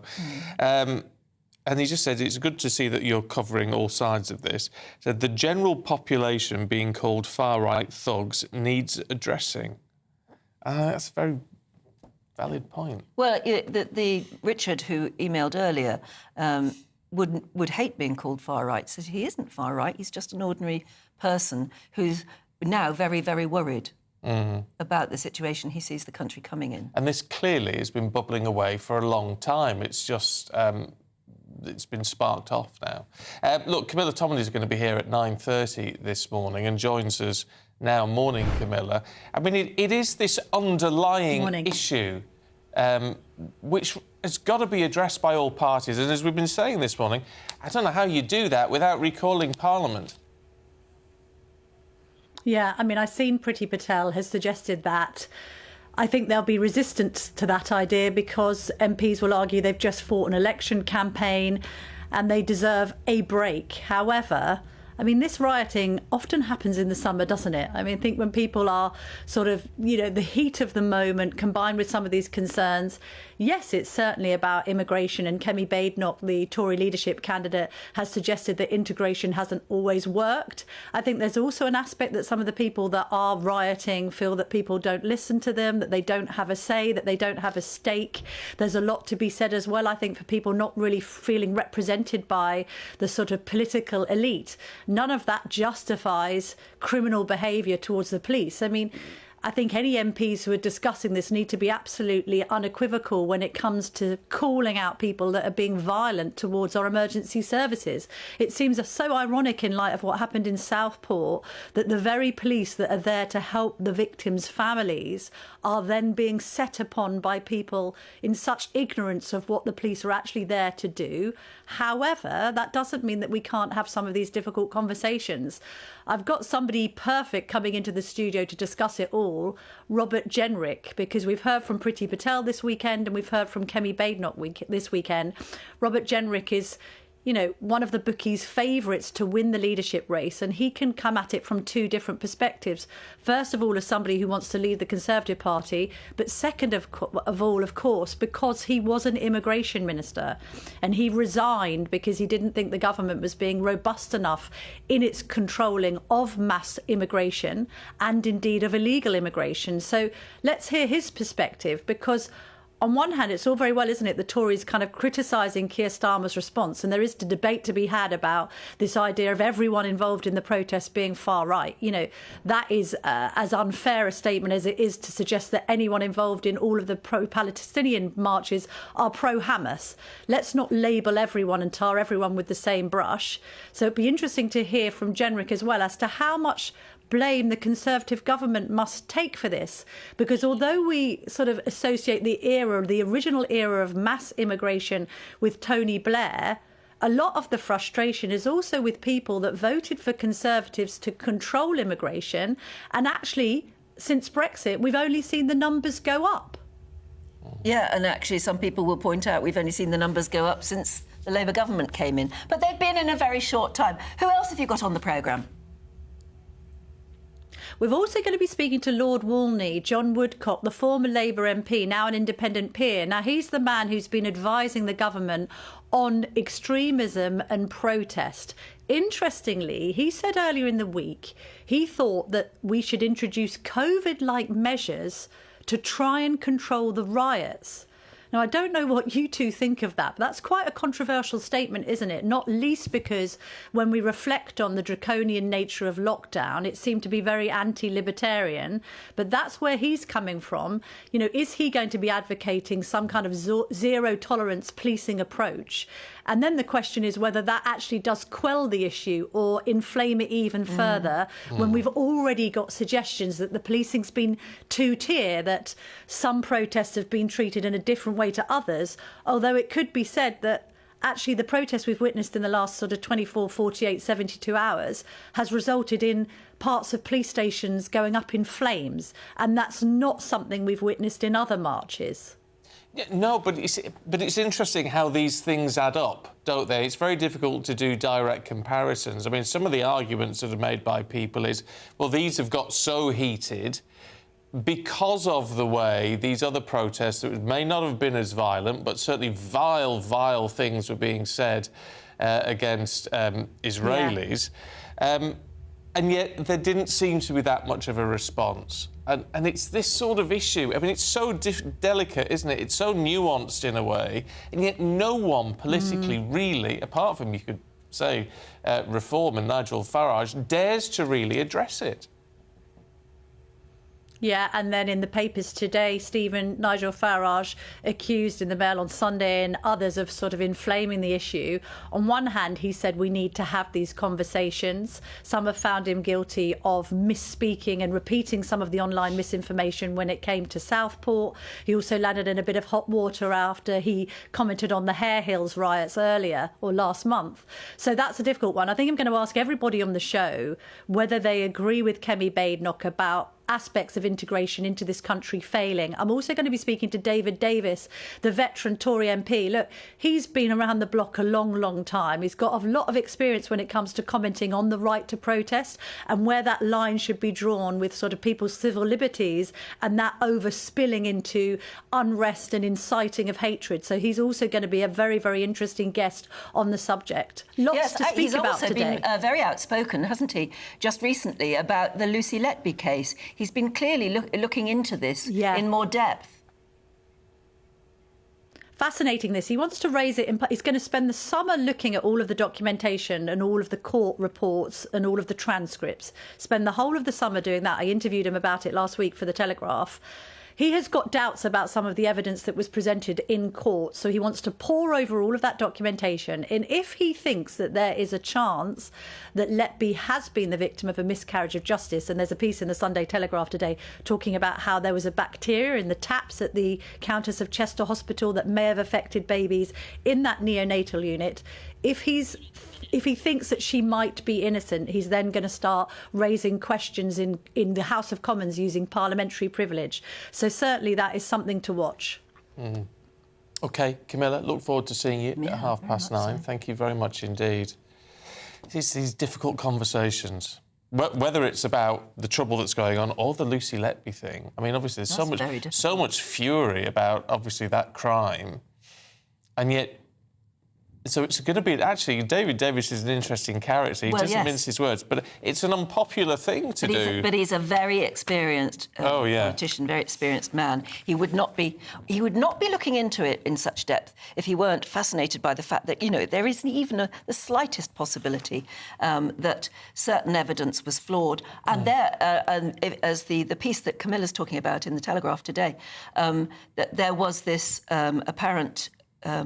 bacteria that exists where moisture is, and it exists in the taps, and it is particularly fatal for very vulnerable babies, and it has been in other hospitals at other cases and has caused deaths. And that evidence of that was never produced at trial. No, but then, of course, you did have evidence of things like the diary that she kept and those very strange notes and all the rest of it. But I do find it interesting that there's a growing body of voices now saying we've got to look at some of the evidence. But it's looking at that evidence in the round, isn't it? You can't just isolate pieces of it. It's going to be interesting, but not popular. I don't think it's going to... It is a popular move. Would say, could this child killer, could this baby-killing nurse actually be innocent? Yeah. But it's worth checking, isn't it? Yes. It's worth checking that the right person is away for this.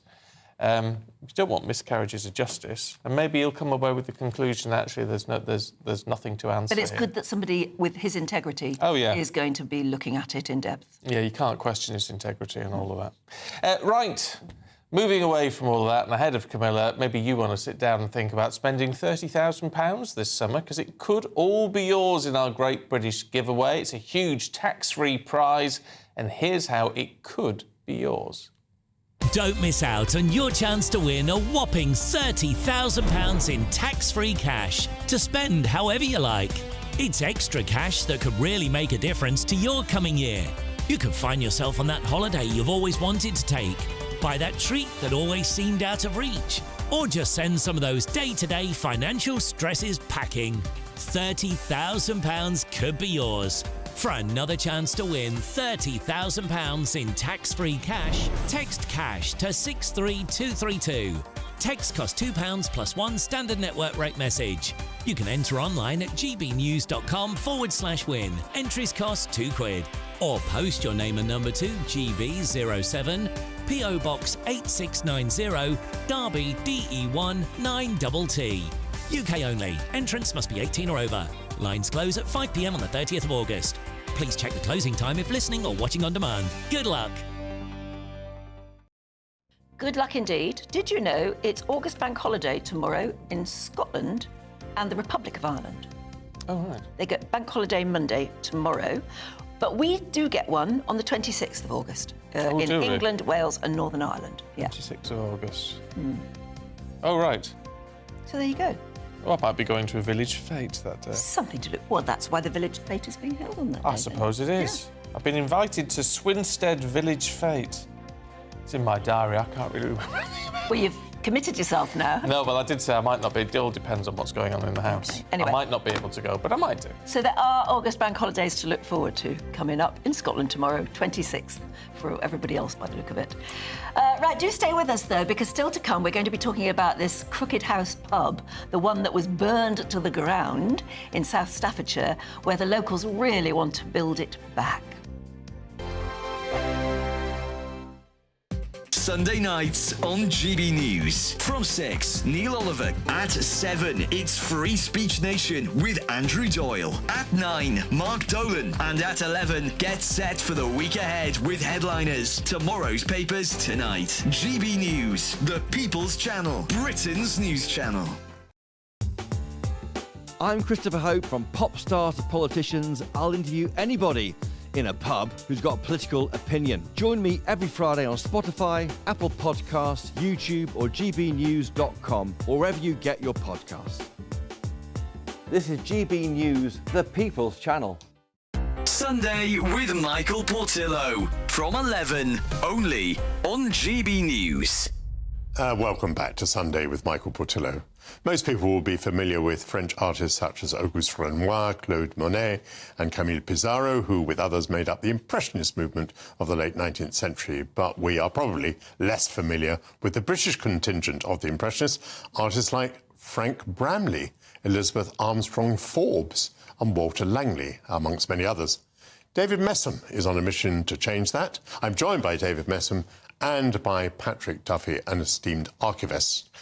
These people we're talking about, are they really Impressionists? I mean, I assume they're British, but are they Impressionists? I think we had the same query when we wrote a book about the whole thing in '85, actually. And we were the book nearly went out as The Garden of Bright Images, actually, though my author then, Laura Wortley, was quite insistent that it should be called The Garden of Bright Images, but I thought probably we'd put it in the gardening section, actually. So, you know, the question you ask is what is on other people's minds, too. Actually, have we got Impressionism in this country? I think for me, as I used to do quite a lot of shopping, if you like, in America, looking for English pictures out there, and they've got American Impressionism, and I'm quite happy with it, but the English are different. Were they friends and colleagues?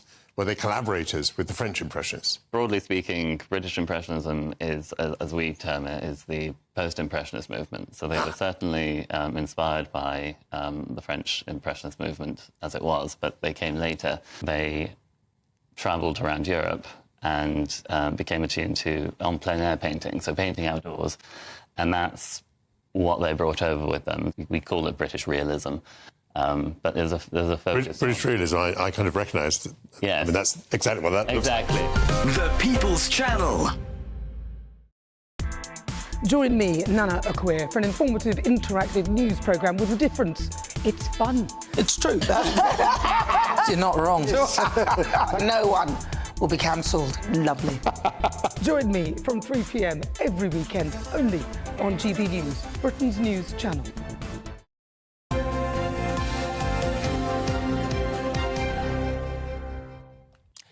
It's a year since the old Crooked pub burnt down and they want it back. Yes, our Midlands reporter, Jack Carson, has been going away and meeting those who are still fighting to rebuild it. A year on from the tragedy which struck through the heart of this Black Country community. After standing for hundreds of years, the Crooked House pub near Dudley was destroyed by a suspected arson attack. 48 hours later, it was illegally demolished, leaving locals emotional. I wanted to bring my niece and my nephew. They're both 7 and 3, but they haven't got to see it. And you can say, oh, what if, but it's gone. You can see the outpouring of grief from people coming here, you know. It's like a death. You know, it hits us personally, you know. We are going to let this drop. We're going to fight every corner we can to get justice for what's happened here. In the months after, the community forged a campaign to get what was regarded as Britain's wonkiest pub rebuilt brick by brick. That included securing the bricks in the hope they'll rise from the ground once again. South Staffordshire Council served an enforcement order in February to force the owners, ATE Farms Limited, to rebuild the pub within 3 years. However, the planning inspectorate accepted the owner's request to postpone a public inquiry to deal with their appeal because of potential separate court action relating to the fire.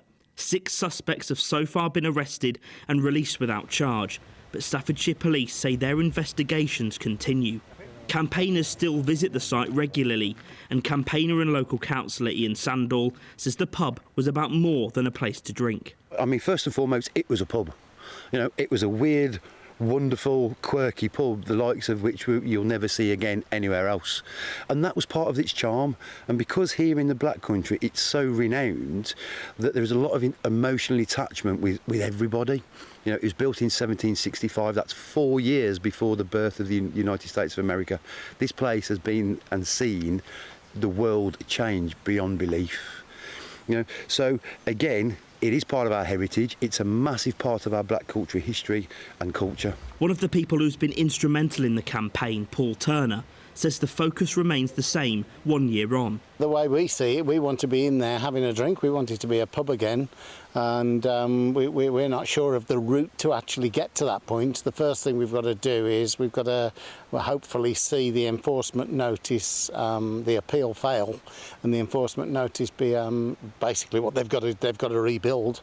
And then once they've done that, then we've obviously got to work out where we go from there. For people in the Black Country, the demolition of the Crooked House pub felt like a direct attack on their history. 1 year on, this community feels a step closer to seeing it stand wonky once again. Jack Carson, GB News.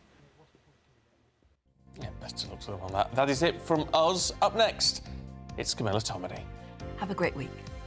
A brighter outlook with Box Solar, sponsors of weather on GB News.